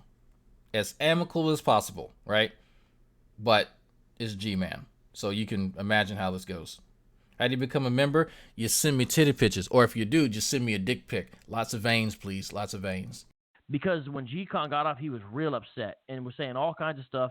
He was like, well, what's it mean that saying I can't rap? That's a subjective opinion. And I kind of explained to him that it's true there's some opinion, but there's also some objective standards of what makes a good rap. Like, for example, are you relatively on beat?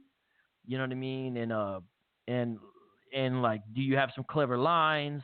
There's even issues of recording quality that make a song listenable or not. Things like that. I try to kind of like break down some things that are a little more objective and what's quality and what's not. Now, so we talked about this a little bit. G-Man is he's really offended when people tell him he can't rap. Like, that's something that he holds. Like, that's next to fucking running marathons. This one's a bit different because if you were to look at you guys can look up the average time for this age bracket, and that's how my understanding of marathon runners, it's broken down. If you are 60 years old, you're not going to be running the same time as someone who's in their 20s, and it's broken down by male and female as well. G-Man, at like a 40-something-year-old man, runs the average of like what a 60-year-old man should be running. So you can objectively see that he is not actually a good runner. I'm not going to sit here and pretend I am. I hate long distance running. I'm not going to support that. But when it comes to something that's a bit more subjective, that gives G-Man wiggle room. But even then, you can still make a standard or a metric, whatever you want to call it, to determine whether or not someone is decent. Can they at least perform at the bare minimum, staying on beat, good sound quality. There's not no echoes and stuff like that. Just tanker titty pics, hell yeah. But it is something that's not really in dispute, and so you're going to find him not able to actually agree with that, even though he knows that all these things are true, but he cannot accept the fact that he is less in someone's eyes. He wasn't trying to hear that. He was real upset at LeBron at that point and just wasn't really trying to, and he just kept on telling me, you're going to be sorry. You're going to be sorry. You're going to see. And he just kept on saying stuff like that. Let me stop you right there. Now, this is another thing.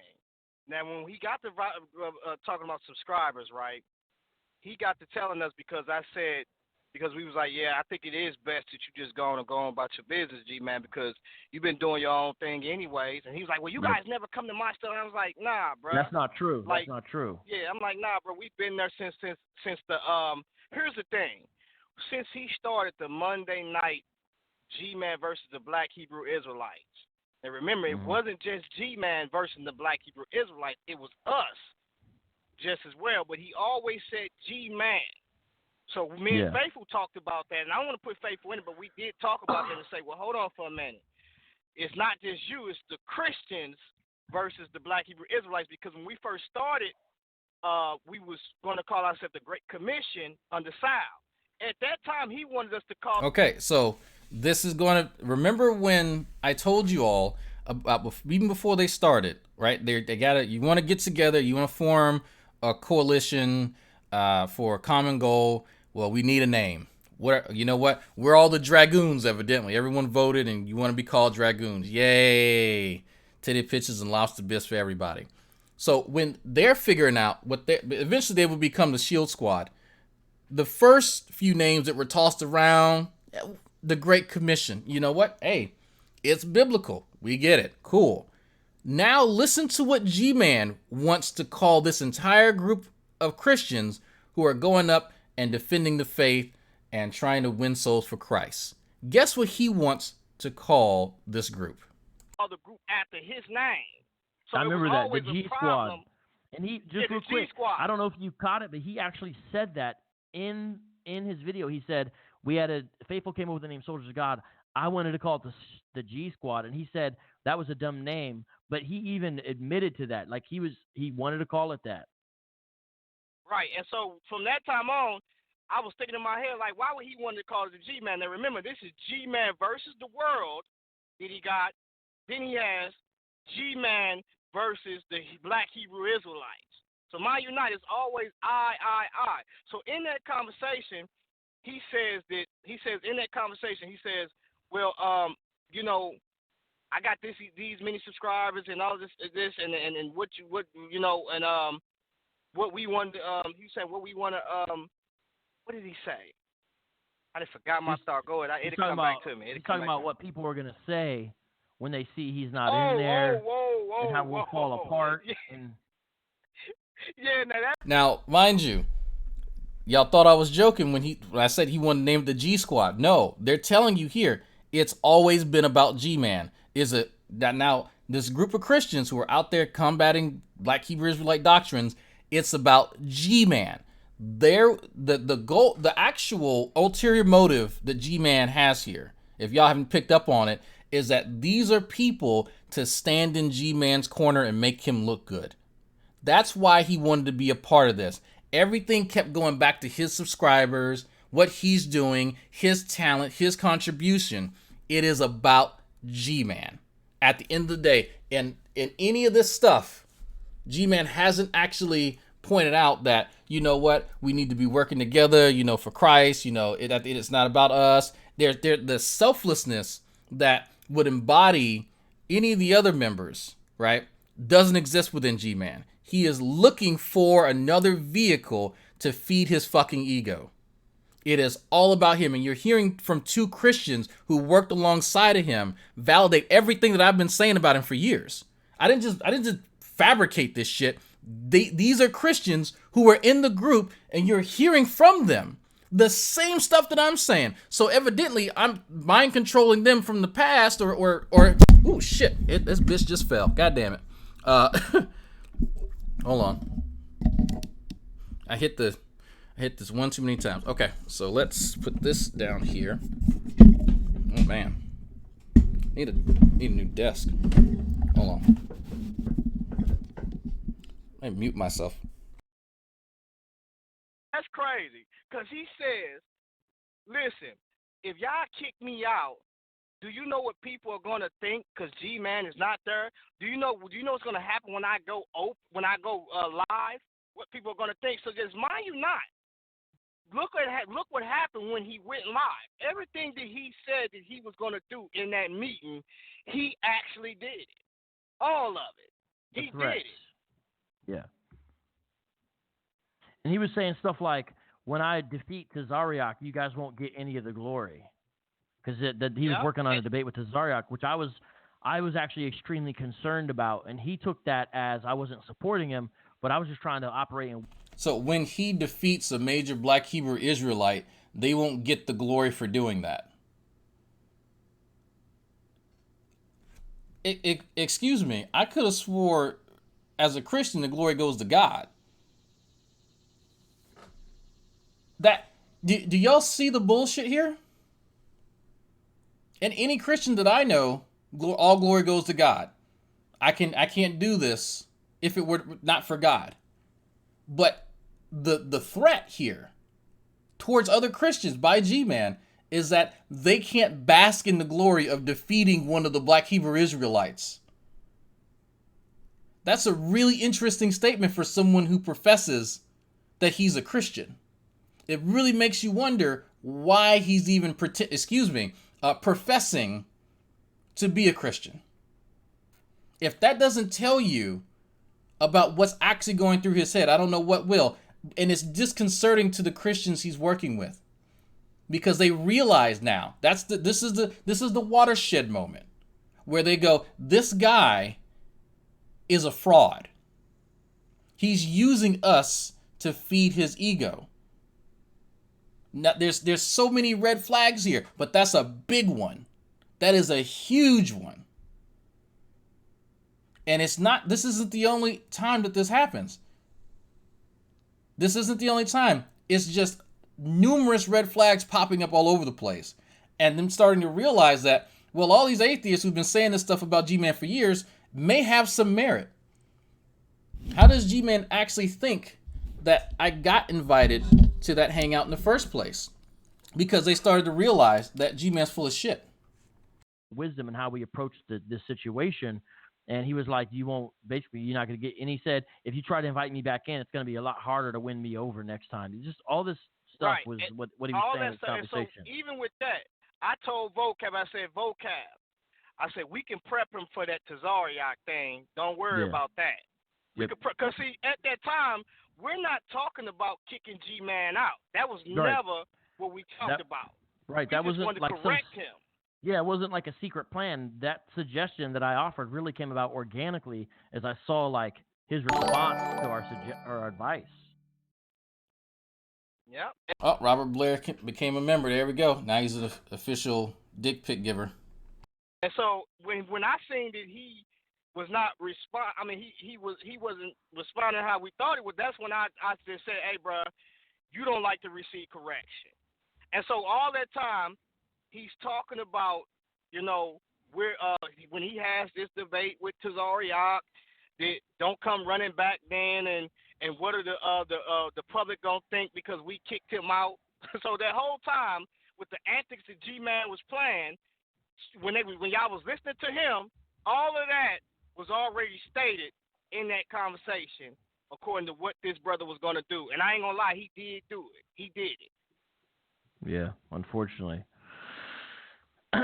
So that brings us, let me see, what point are we on? Let me make sure I want to keep everything straight so it's clear, because I think it helps people to have a real sense of clarity, because, it's a scriptural principle about hearing both sides of the matter. And so, the phone call ended. Continue on. Right, so during that time, I jumped off, because at that point I'm upset. And while I'm upset, I'm letting Vocab talk to him, because Vocab could talk to him a more calmer way. Vocab telling him we love him. And I told him, I said, I love you, bro, but I'm just trying to tell you, bro, like, you don't like to receive correction. So it never was to, let's just kick this brother out the group. No, it wasn't never about that. You know what I'm saying? He made it that. And so when he made it that, and it was intolerable to sit there and listen how he felt about the group. Now, mind you not, he never really involved himself to even know who the members was. He didn't even know who the members was. And so, like we said, we got all the Shield Squad emblems with our names and different stuff on them. This brother never took the time to even see who these members was. That's because if it's G-Man, he wants us involved with his stuff, but when it comes to our stuff, G-Man is nowhere to be found. Nowhere to be found. And so that was the thing. What I told him, I said, bro, you everything has been about G-Man, it seems. G-Man versus the world. G-Man versus the Black Hebrew Israelites. Yes, you promoted our pages, and we appreciate that. But then you started basically saying, when you did the G podcast, you wasn't bringing everybody on there. You was just bringing certain people on there, which I was fine with that. I didn't have a problem with that. I liked the G-Man podcast. It was great.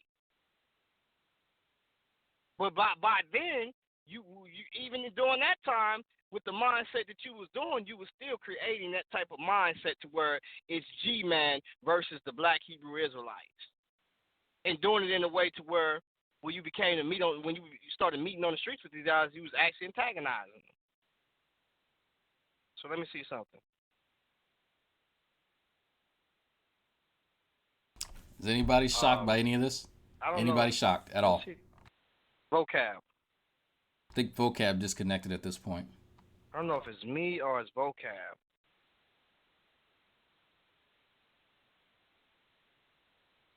I had to actually skip past a little bit. Hold on, you guys. Let me check this real quick. Enemy wanna eat me, gotta face it, don't give me better. Need to talk about is the meeting that Shield Squad had as a result of this phone call and prior behavior with Gman. And so that meeting was on January 20th. And in the meeting, we kind of shared the news, relayed what was going on. Now, we had kind of shared some of it prior to then because there was an 8-day gap before that meeting. And in an 8-day gap, we also tried to work towards some kind of reconciliation and stuff. It wasn't happening, though. And so we met on January 20th, shared, and it was kind of it was all fine.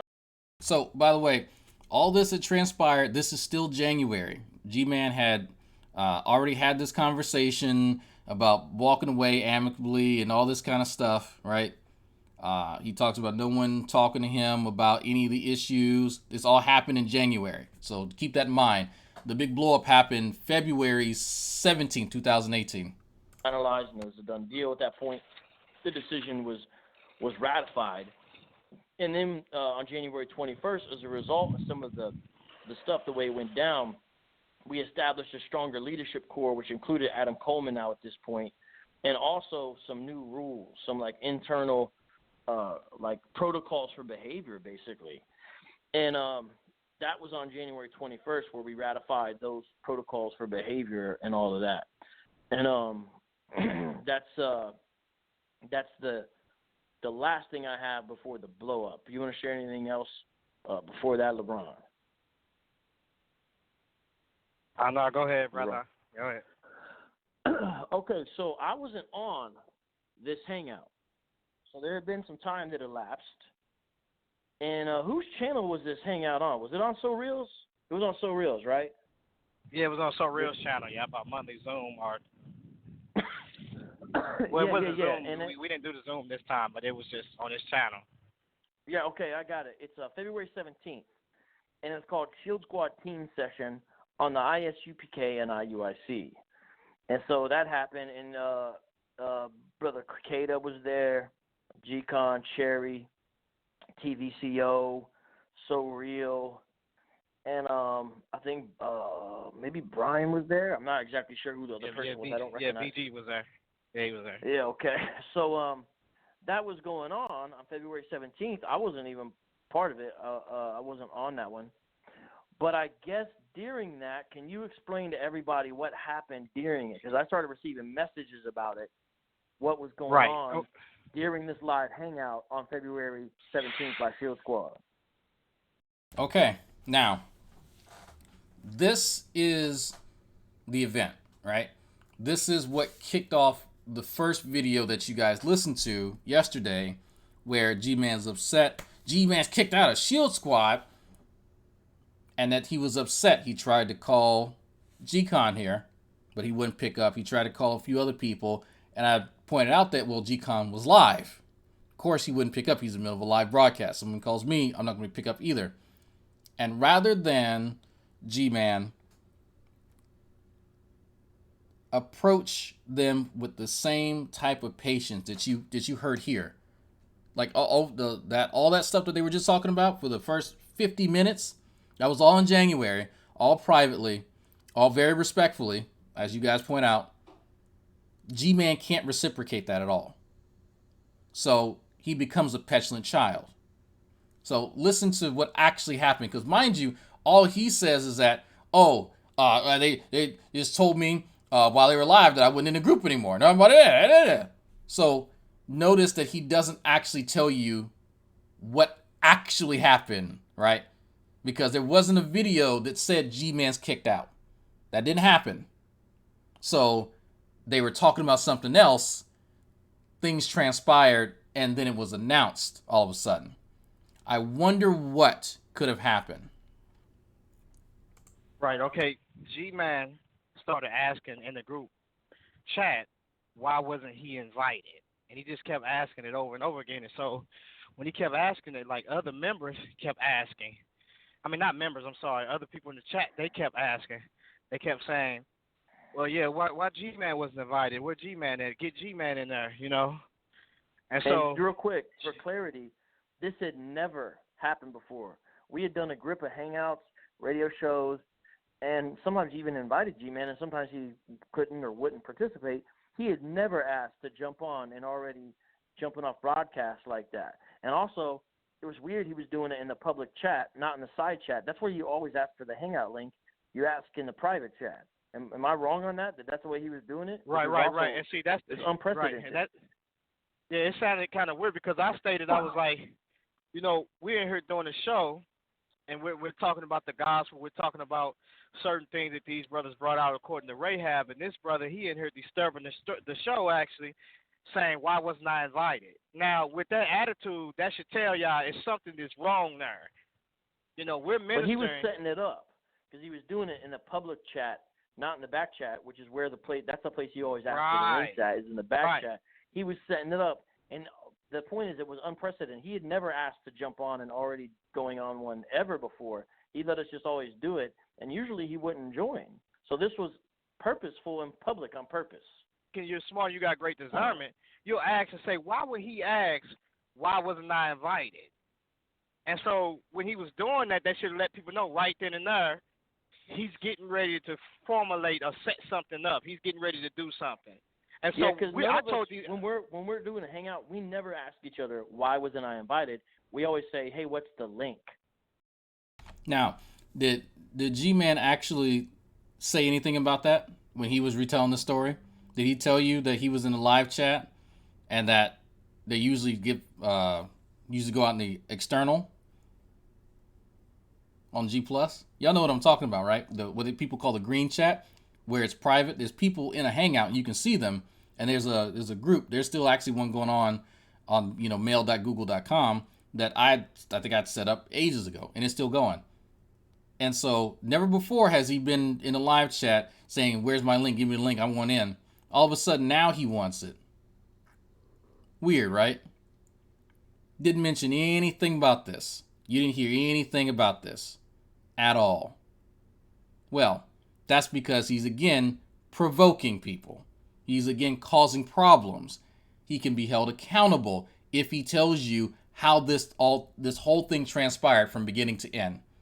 Again, and I'm pointing this out so people remember, when you hear him tell stories, he's going to leave off these details at the beginning with the intention on deceiving you.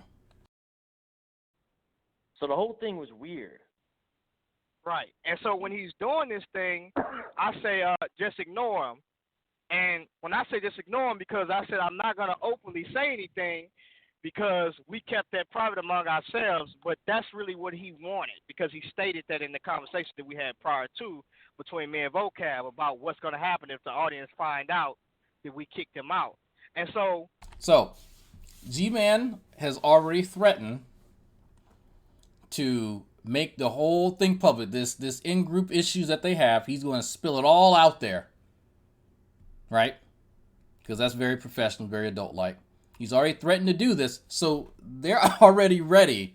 They already know that he's going to show his ass. They're not responding to it. G-Man is purposely provoking them. He is trying to cause dissension. He is trying to hurt their image in the live chat with other people. G-Man is the main provocateur. He's not going to mention that, and you'll hear why. When he did that this time, I ignored it. Everybody just ignored it. We just ignored him because we knew what was going on. We knew G-Man was not a part of this group. And so he kept doing it. So eventually he went and he made a hangout that I did not know about while we was doing the show. I didn't know about it. So then the second hangout he made, or the YouTube video he made, that's when I seen my indicator, and I said, what? G-Man doing a show about us, and he's actually listening to us while we're doing the show. And at that point, that's when I said, I'm going to have to tell people that G-Man is no longer a part of Shield Squad. And so you said something during the broadcast because of what he was doing. Because of what he was doing. You kind of forced your hand. Yeah. Right. And so that's when I openly told people, I'm sorry to say this, but unfortunately, G-Man is no longer part of Shield Squad. That's why he's not in here. And so, you know, we talked, and I kind of left it at that. And I said one of the reasons why is because what he's actually doing right now, the games that he plays. And that was one of the reasons why. But, you know, for the most part, I left it at that. Right. So, then I think he also went live after the broadcast was over. So let me show you the titles of some of these. The first one was called Shield Squad Team Session on the ISUPK and IUIC without a G-Man invite? Question mark. That was what it was called. And then the next one was Shield Squad, ! I think 5 of them. G-Man is kicked out, .. And then the next one was Guys, I'm Done, 3 exclamation points. And the next, those are all 3 of those were on February 17th. So he broadcast 3 times regarding this, all live within there. And then on February 18th, it was called SoG and Shield Squad Exposed. So he was angry, and he made threats in all of these, saying, I'm going to talk about So Real's love life. So, petulant child behaved like a petulant child. They knew it was coming. He said it. He was already going to do it, and they got tired of him. They said, "Look, we're squashing this here." So you just heard Vocab mention all the little videos that G-Man's making, right? He's going to expose them, this, that, and the other. This is on February 17, 2018, and a little bit afterwards, right? So the video here on February 27, this is G-Man being upset after they made this, right? Because this what you're listening to here came after all those videos G-Man was putting out there, because they're having to correct a lot of lies that he's putting out there.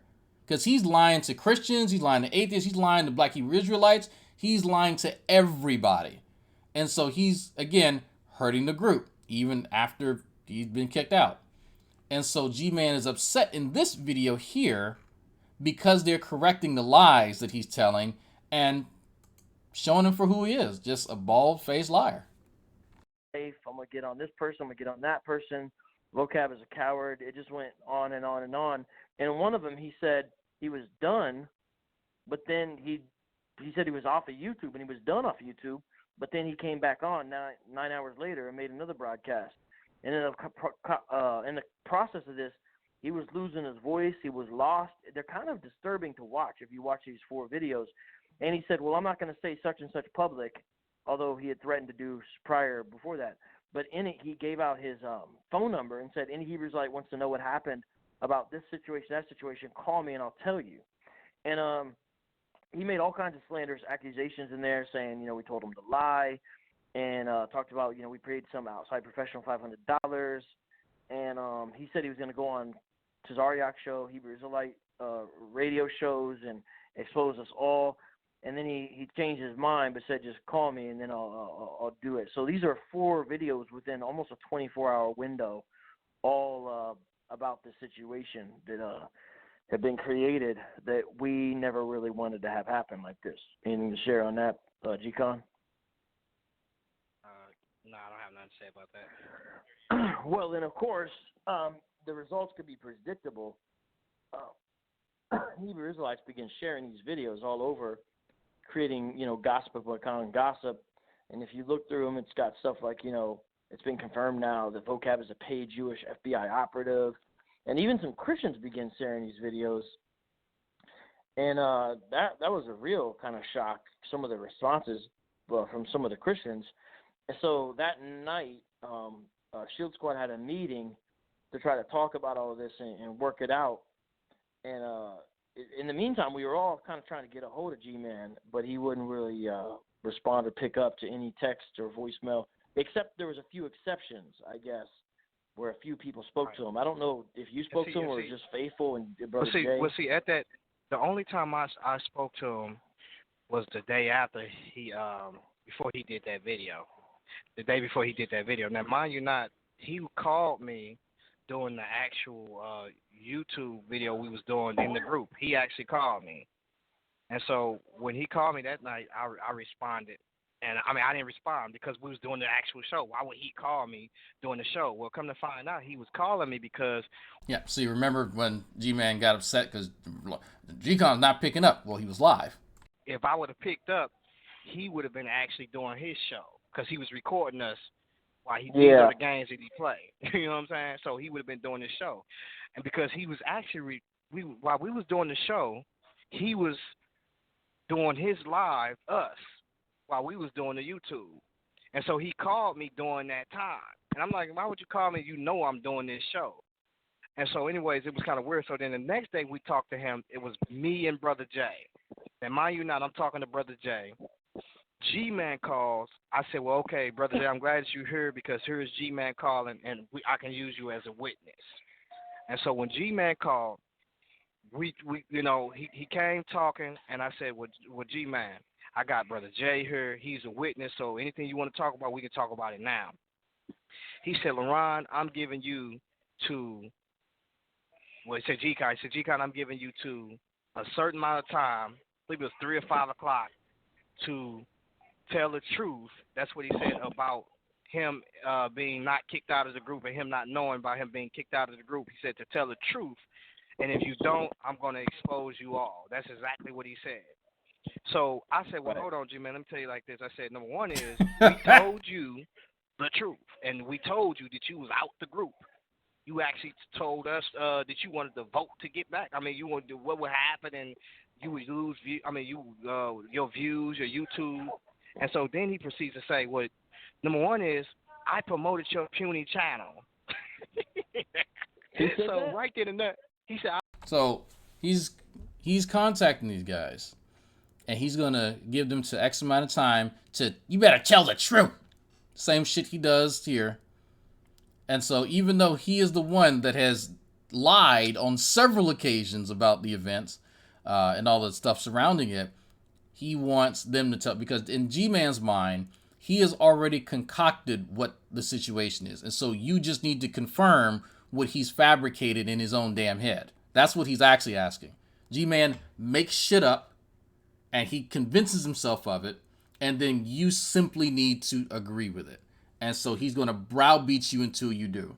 Well, that works, I guess, if you're 6, but it doesn't work with adults. And so it's funny that he's trying this with adults, but he's also, again, bringing it back to what it's really about, views and subs and all that bullshit. I promoted your puny channel. You can ask Brother Jay. Brother Jay even tell you that. So when you say that, Brother Jay, me and him, we right back then, it's like, hey, listen, bro, I don't owe you no explanation. You're not in the group. And I said, bottom line is this is, I said, I don't owe you none of that. I said, I got 5 people to look after in my house. I don't look after no grown man. You know what I'm saying? I said, so I don't owe you that. And he was like, well, I need a biblical explanation. We gave you all of that already. You didn't want none of that. And I said, you still look what you did last night.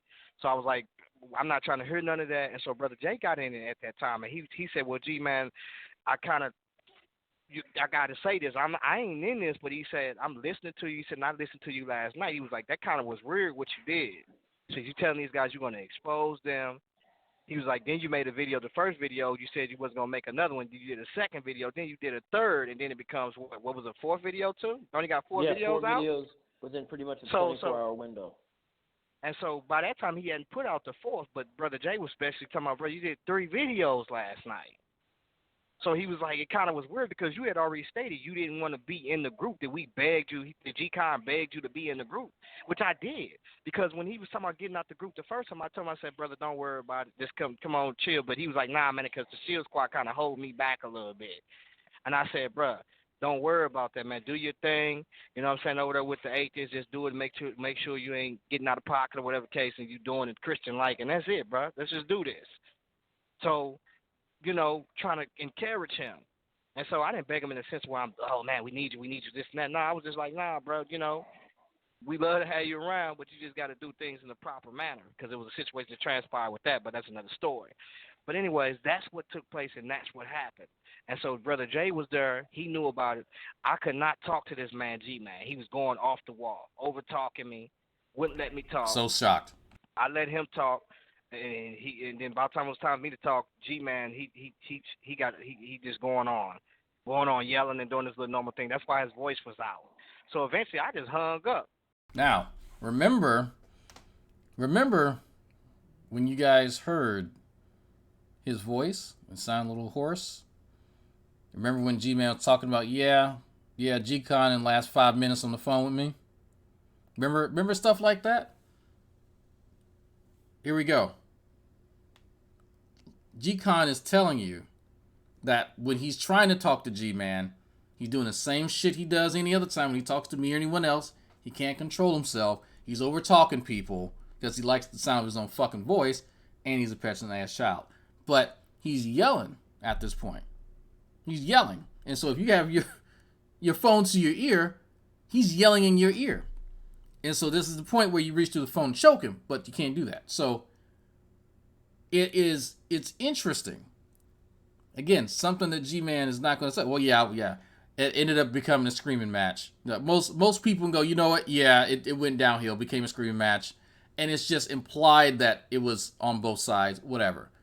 G-Man's not going to acknowledge that. But you were hearing it straight from the horse's mouth. That's what happens. And I told Brother J, man, I ain't trying to hear none of that, bro. Like, listen, this brother tripping, and he put out his video right after that, probably like an hour, 30 minutes after that.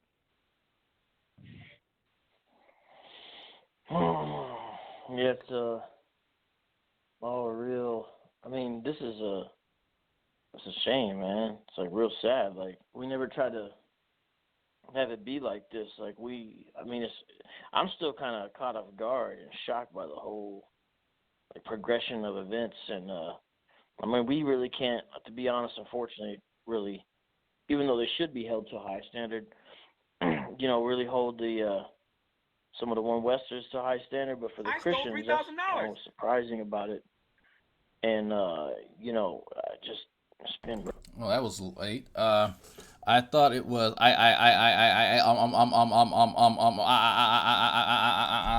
Yeah, I think that's accurate. That's definitely accurate. Real odd, to say the least, man. So that's kind of where we are now. Now, and lo, Jesus busted a Dragnauct. Mark 11:4. Listen to Faithful to God's channel, because he has done a lot of really clarifying on some of these issues. 2 different videos as of now, and Brother Jay also went live with Faithful earlier today. Now that broadcast had to get cut short abruptly because actually one of Brother Jay's children had to go to the emergency room, so keep that situation. He has the blue barrels at his home now. Yes, he always has blue barrels. and I don't think you could find it, but the live stream was happening, and you could have heard, and there was a lot of good information on there. So that's kind of where we are as far as those specific things. That's exactly the stuff we were trying to address. We thought that was the most important to address. This is not out of spite. We still have an open hand, open arm to G-Man. We are kind of hurt and confused, but also, there needs to be some kind of, right. Needs to be made right, really. Right, right. Because like I say, we're really about restoration. Like, this ain't no, but when a brother keeps doing these reoccurring events on Facebook, on YouTube, this just hasn't happened with Chill Squad. He's done these reoccurring events with the atheists, also with Hebrew Israelites, and also with Christian believers. This is something that G-Man does. But for those who've been in the community that knows this. You got the Bible wingnut, Tim Hurd. You got Tim Hurd who really spoke on it, on Facebook, saying that G-Man need to get up under some type of authority or some type of leadership, because these are the type of things that actually happen. He doesn't have that.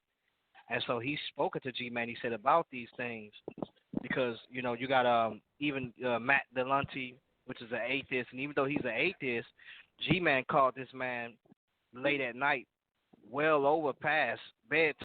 Now, it's interesting that even G-Con and others know about this. If you guys don't know, there was, and this happened on G Plus many years ago, because G-Man likes to call people out, and it doesn't really matter if you're in bed with your wife or significant other or whatever.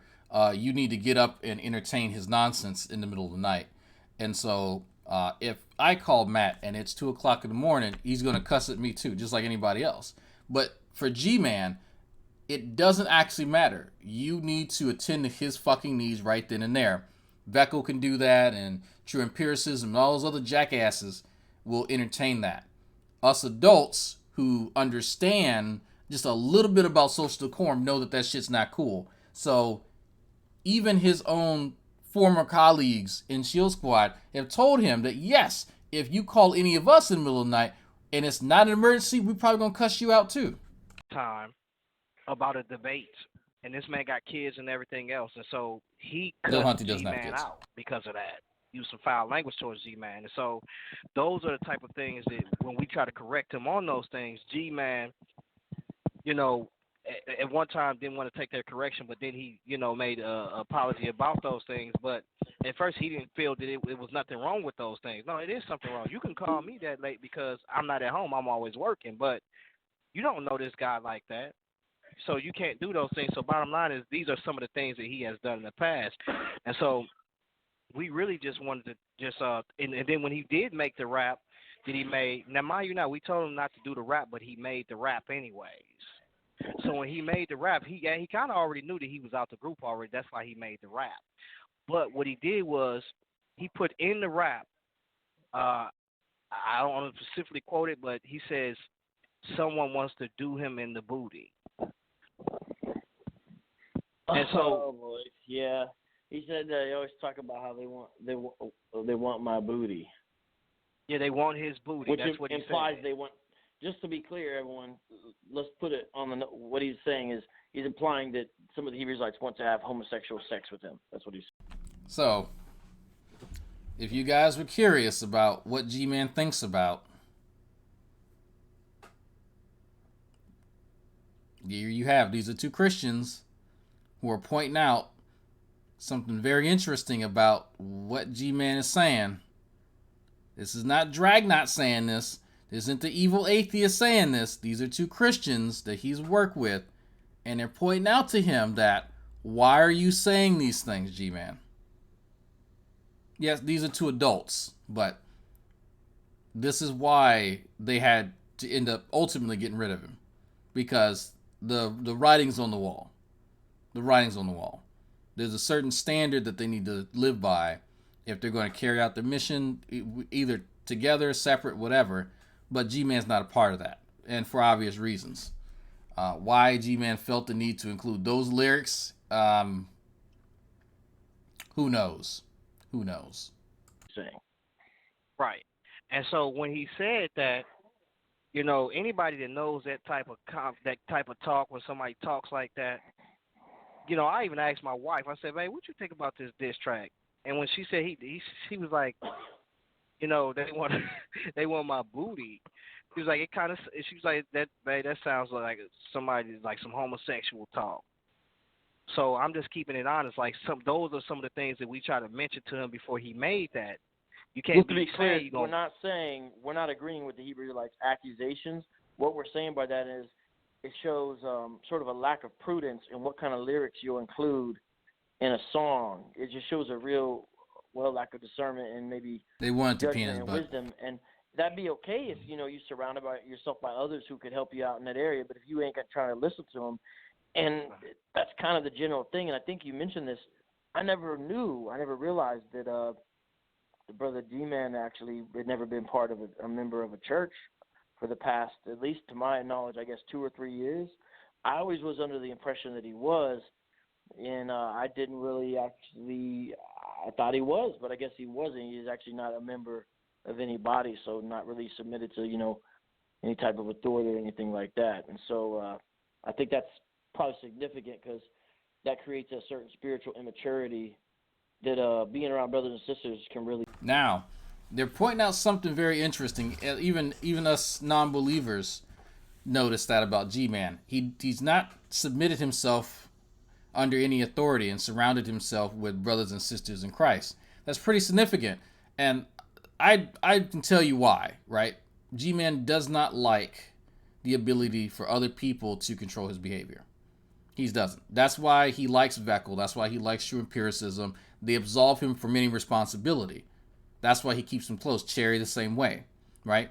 If they feel he goes too far, they may say something behind the scenes and tap him on the PP. Yeah, maybe you not kind of okay.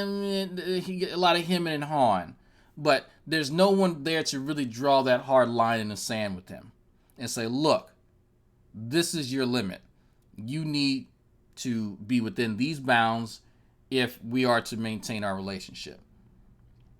There's no one there for that. There's no church to keep him in line. And that's by design, right? If he doesn't submit to any authority, then he can do whatever he wants. We provide for you as well as keep you humble and stuff like that, you know? To keep you humble. But, hey, Gcon, you there? Yeah, not definitely agree with that, you know. But those are some of the things that Tim had mentioned, you know, when he made a post in regards to Faithful's post.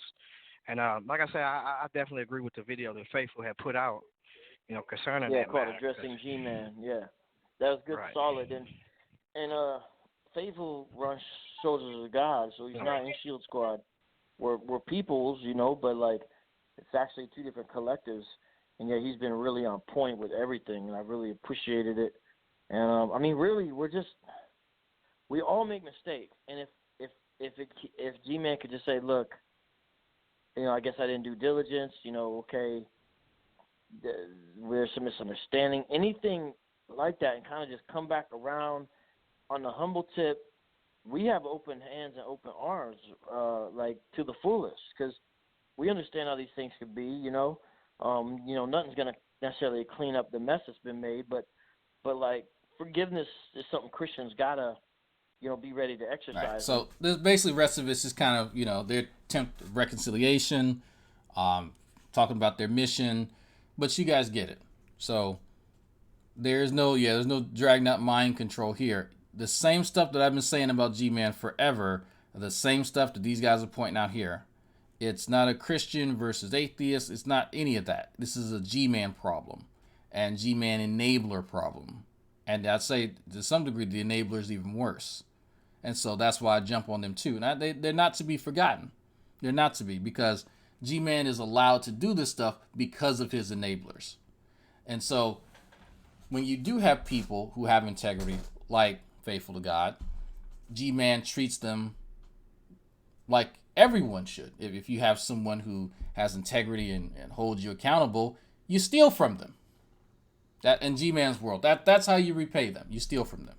And so fortunately, G-Man supposedly has given back all that money to Faithful after the fact, but the fact that he had to wait on G-Man to do that is still a shame. And that should tell you a lot about G-Man. I don't respect people who take it upon themselves to try and take advantage of others in their time of need. But that's G-Man, right? I don't really know what to say. So you've heard G-Man's version of this particular event. This is the Shield Squad saga. This is why G-Man was unceremoniously kicked out of the group. And the lies told by G-Man thereafter have now been corrected. And so in these subsequent videos here, G-Man is upset. And in this video in particular, G-Man's sort of basking in the fact that G-Consciousness has now left Shield Squad to kind of do his own thing. And so he is going to try and hedge his bets with G-Con and reclaiming some of that lost face from events such as this. So anyway, that's it for this saga. Once I compile some videos, I think actually Sabella probably has a playlist of what we call the House Saga, where G-Man was gifted a house by Shani and Rev and then kicked out into the cold, and then of course his grifts thereafter. So on that note, thanks for watching. I will play y'all out. I'm going to finish listening to this anatomy lecture about halfway through it. So I will catch y'all another time. Thanks for watching. Stay safe and make sure you donate to your respective camps for legal defense funds, because that's That's what we're doing nowadays. That's somebody's walking past me. That's what's hot in the streets. That's what's I'm like this stuff is on the internet that's gotten too fucking stupid, and I got better shit to do. I'm just sit back and laugh. Anyway, where is it? There's the audacity. Oh, by the way, this week a merch store will be worked on, so you guys can get you some drag merch later this week. Patrons and channel subscriber channel members will have access to the videos, the behind the scenes with me and Gman. Some interesting things will be mentioned, I promise. So that's it. Hope the strip club goes well. We'll see. We gotta find a good one around here. It's COVID free. Later. The announcement is this. I'm going to be doing a Google Hangout next Friday. Not today, but next Friday. And that particular Google Hangout will be focused on primarily one thing. I'm asking everyone to bring their own personal rap to this particular Google Hangout. I'm going to expose myself on YouTube. I'm going to make a YouTube video embarrassing myself.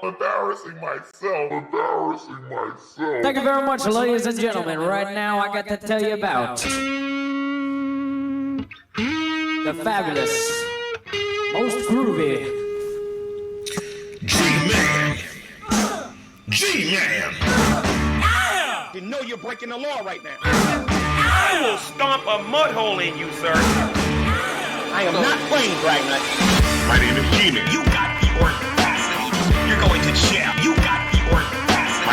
My name is Gman. You got the audacity. That's all I got to say. You got the audacity. I stole $3,000. You got the audacity. You got the audacity.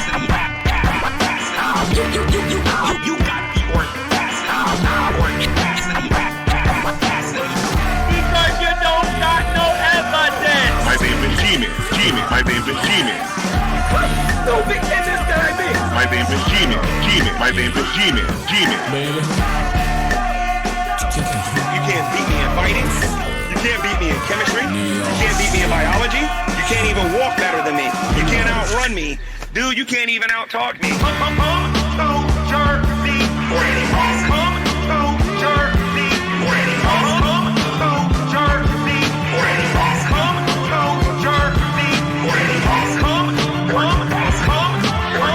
Come to Jersey City. Gman. You got the audacity.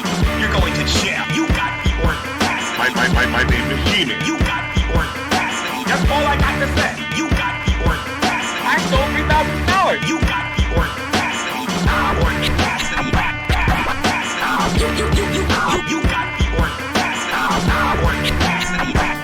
audacity. Because you don't got no evidence. My name is Gman. My name is Gman. So big in this guy, me. My name is Gman. My name is Gman. You can't beat me in fighting. You can't beat me in chemistry. You can't beat me in biology. You can't even walk better than me. You can't outrun me. Dude, you can't even out-talk me. Come to Jersey. Come to Jersey. Come to Jersey. Come to Jersey.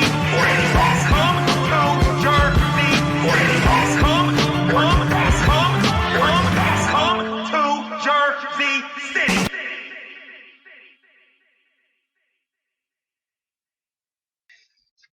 Hello, everyone, and welcome to another edition of Preaching to the Choir Ministries.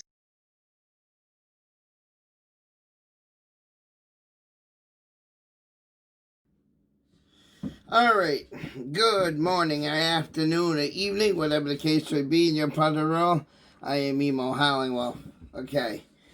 I just got a text this morning, and I'm not going to say who it was, but he said that one of my haters and assholes would stop attacking me if I take responsibility for my actions. Okay? And I keep saying it over and over again. There is nothing to take responsibility for. There is nothing to take responsibility for. Read my lips. I have done nothing wrong. Therefore, I I have nothing to be accountable for and nothing to accept my actions. Is that slow enough for you, retard? Is that slow enough, you fucking ignorant retard? Okay? Is that slow enough for you?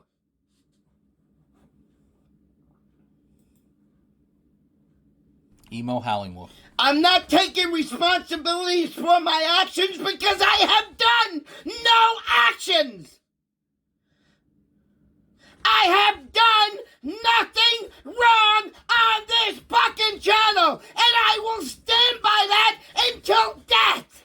Do you understand me? I have done nothing wrong. Therefore, I do not need to take responsibility for my actions. Yeah, that's how I'm gonna talk to fucking YouTube. Like you're all a bunch of fucking low-life retards. Because you don't get it. I've done nothing wrong. I've been attacked over and over and over repeatedly. And you know what? Now maybe later. It's too fucking late. You crossed that line. You're a piece of shit to me. I will never accept you or Jeremiah back in my circle again. You two are finished with me. I'm tired of this fucking shit. Take responsibility for your fucking actions. Well, I've done nothing wrong. Do you understand me? I have done nothing wrong. Get it through your fucking head. Or do I have to use this and intimidate it in your fucking head?